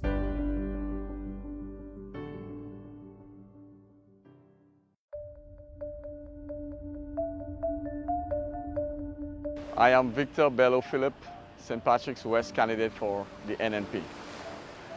Where we are now is one of the areas that has serious environmental issue over all the years.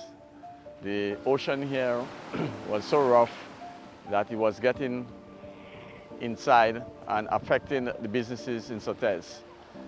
So where I'm standing now used to be water, very rough waters. However, something was done to try to alleviate the problem that we are having, and that is creating what we call the breakwater. So just in front of me, there is the breakwater where they pack stones to prevent the sea from coming in. As you may see around, it provides land space, and a lot of things could happen here. So there's hope to do a development project here, and so therefore it will be enhanced. Added to that, it also provides the calmness in a way that now a port marina, some form of port marina can be looked at as a form of development. How would that serve the parish? Well, first of all, it will help the fishermen here. Before, fishermen used to have serious problems with the rough waters. Sometimes after catching all the produce, the fishes, they lost it right as they come ashore. Now it's much better, but it is not the best. And we're in a pivotal spot where we can take advantage of the yachting industry that is so growing within the Caribbean these days. We have Carriacou to the north, we have St. George's to the south, and where we have yachts increasingly coming and dock and making the trip up to the islands. If we do this marina here, we could provide an economic spill-off from that, so that the yachts themselves can have a place where they can dock and shop, and and that would create a nightlife in Sotez where more employment could be provided and more jobs could be created. You're in safer hands with NNP. Are you ready? If you love this country now, show me your hands. Grenada has taken the first steps towards staying in safer hands. Show me your hands. Safer hands. All 15 new National Party candidates, members of a tried and tested team, have now been duly nominated. Grenada gets ready for the next chapter as we move across the bridge to the future that has been built. We live in the country in safer hands. The new National Party, a team with leaders that are ready for the moment. Vote NNP. Safer hands. You don't understand. Tell me something. If a crisis hit, who you go call? A pandemic, where you go talk? Which one on your team? Who you go call? Help deal with it. Where you go? In every stage of his life, Norland Cox has exhibited good character and trustworthiness. This is no if or buts about his honesty in public service. Whether as in hospital administrator, a senator, or minister of culture and works, St. George South needs an MP beyond reproach. Norland Cox, unquestioned character. But if I lay down and I play dead and I stay dead, maybe you'll get sick of being the monster out of my head, under my bed. Think you're something out of my nightmares. Seen it right there.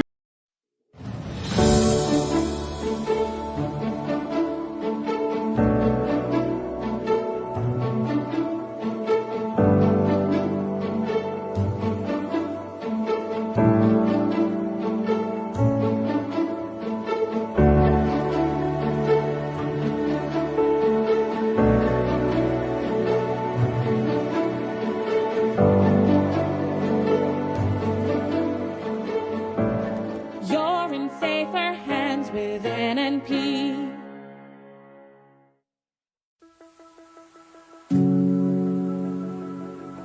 We are here on the construction site of the Simon Cultural Center.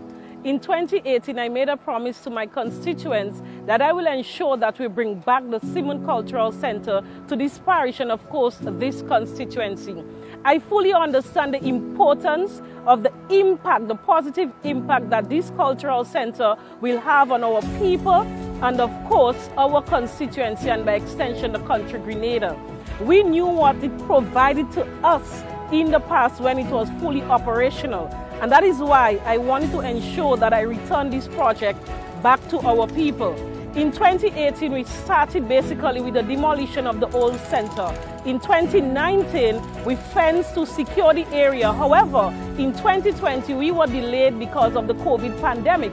But what we did, we went on to do the drawings, the design, whole consultation with the people, and eventually the tendering process. Here we are today, and I'm extremely happy that we are actually seeing the construction of the Seaman Cultural Center. It's an indication that a promise made to our people has been delivered. You're in safer hands with NNP.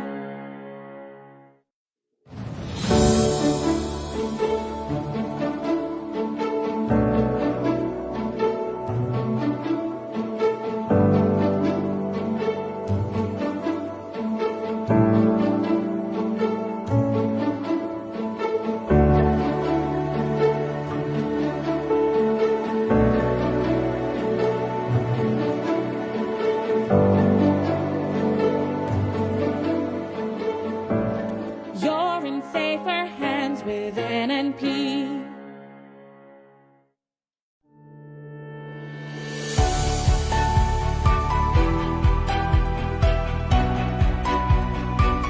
My name is Oliver Joseph, Parliamentary Representative for St. David's. Today we are in Lassages Heights, where we have the Six Senses Hotel being developed by Range Developers. Already, over 300 construction workers are on site. This is the biggest development project in St. David's to date. I promise that we'll have one hotel. Now, this one, 75% completed, and we have turned sod for the same developers, Range Development, to build an intercontinental hotel in St. David's.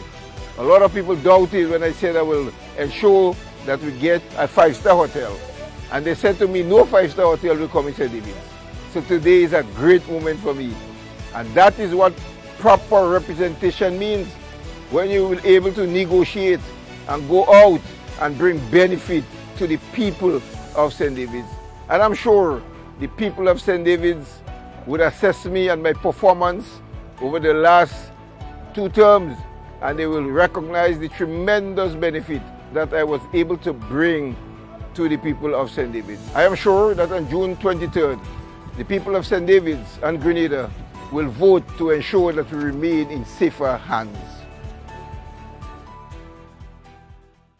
If there's one thing I can do, is to urge our people to work together to build this little rock.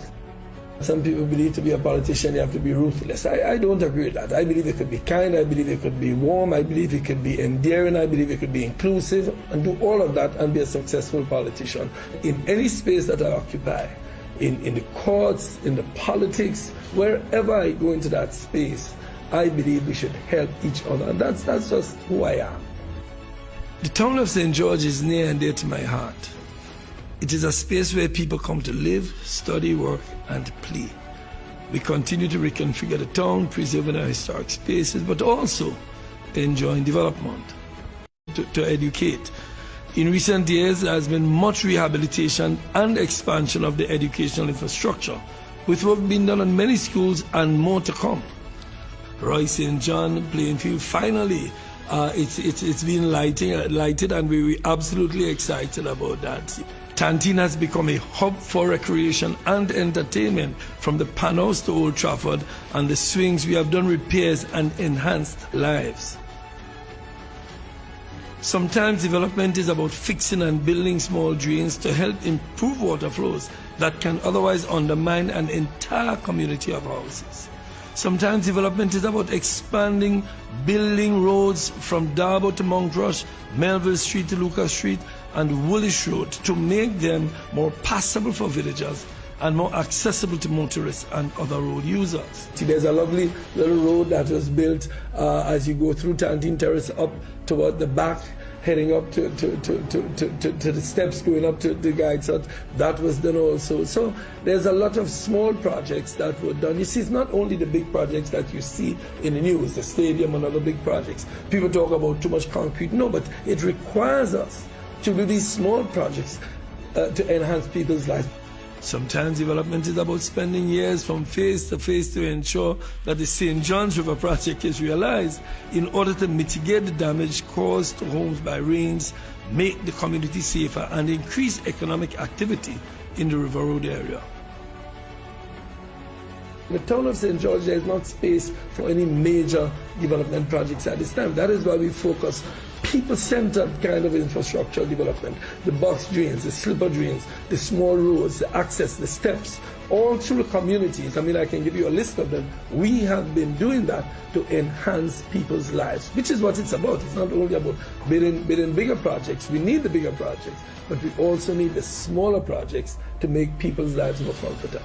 We do housing, we help people with medical care, we help people with bus fees sometimes, the bus fares to get them to school. So it's not about handouts, it's about helping people get lifted up to make their lives better. It is sometimes giving people a little extra help in finding a job, seat assistance, housing and medical assistance. And people come sometimes because they want a little bit of cash to send their kids to school the next day. All of us run into those unfortunate circumstances. Any of us who say that we've never run out of cash sometimes and need to reach out to somebody is just talking untruths.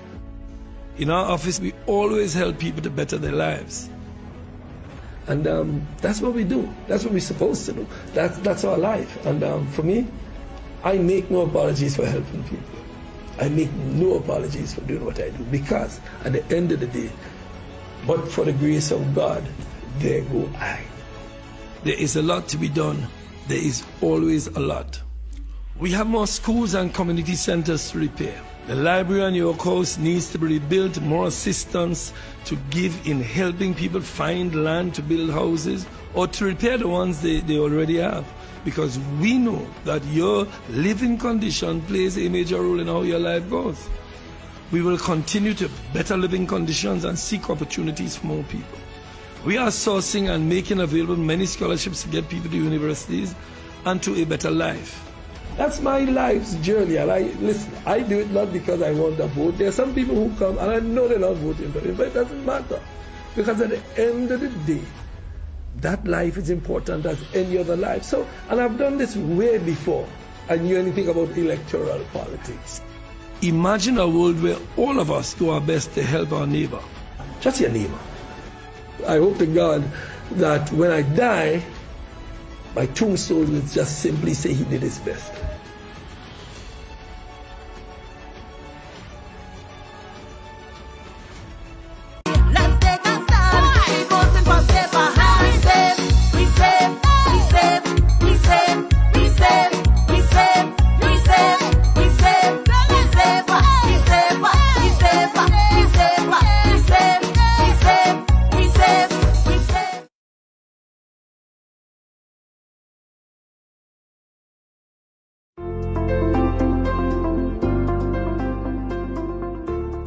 Over the last few years, what I have tried to focus on is HR, human resource development. So through government, we have provided scholarships, and the number of scholarships are just growing.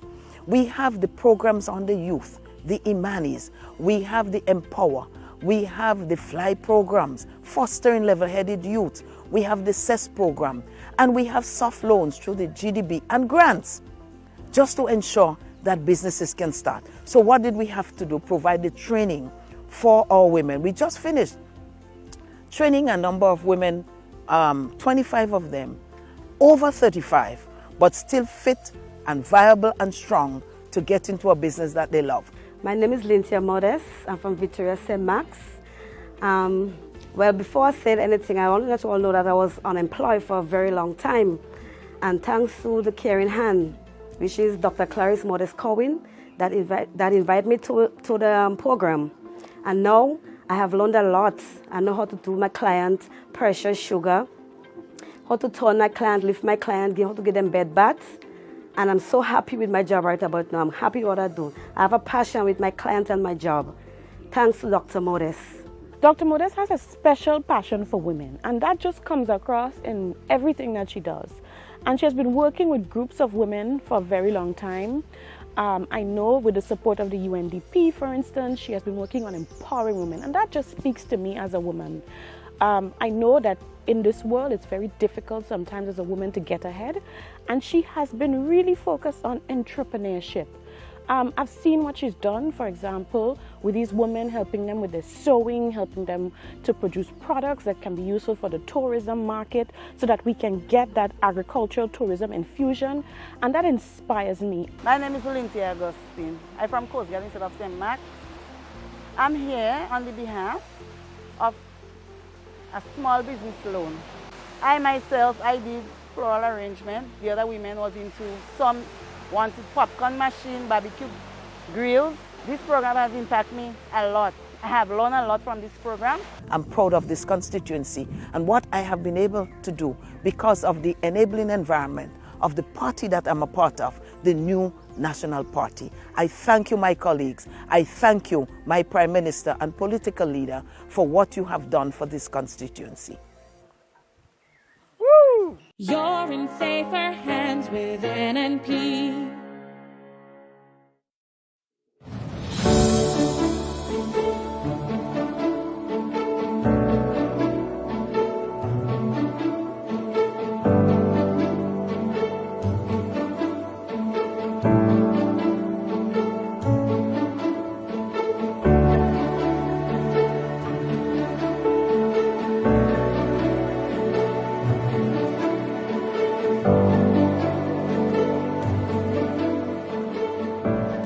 You're in safer hands with NNP.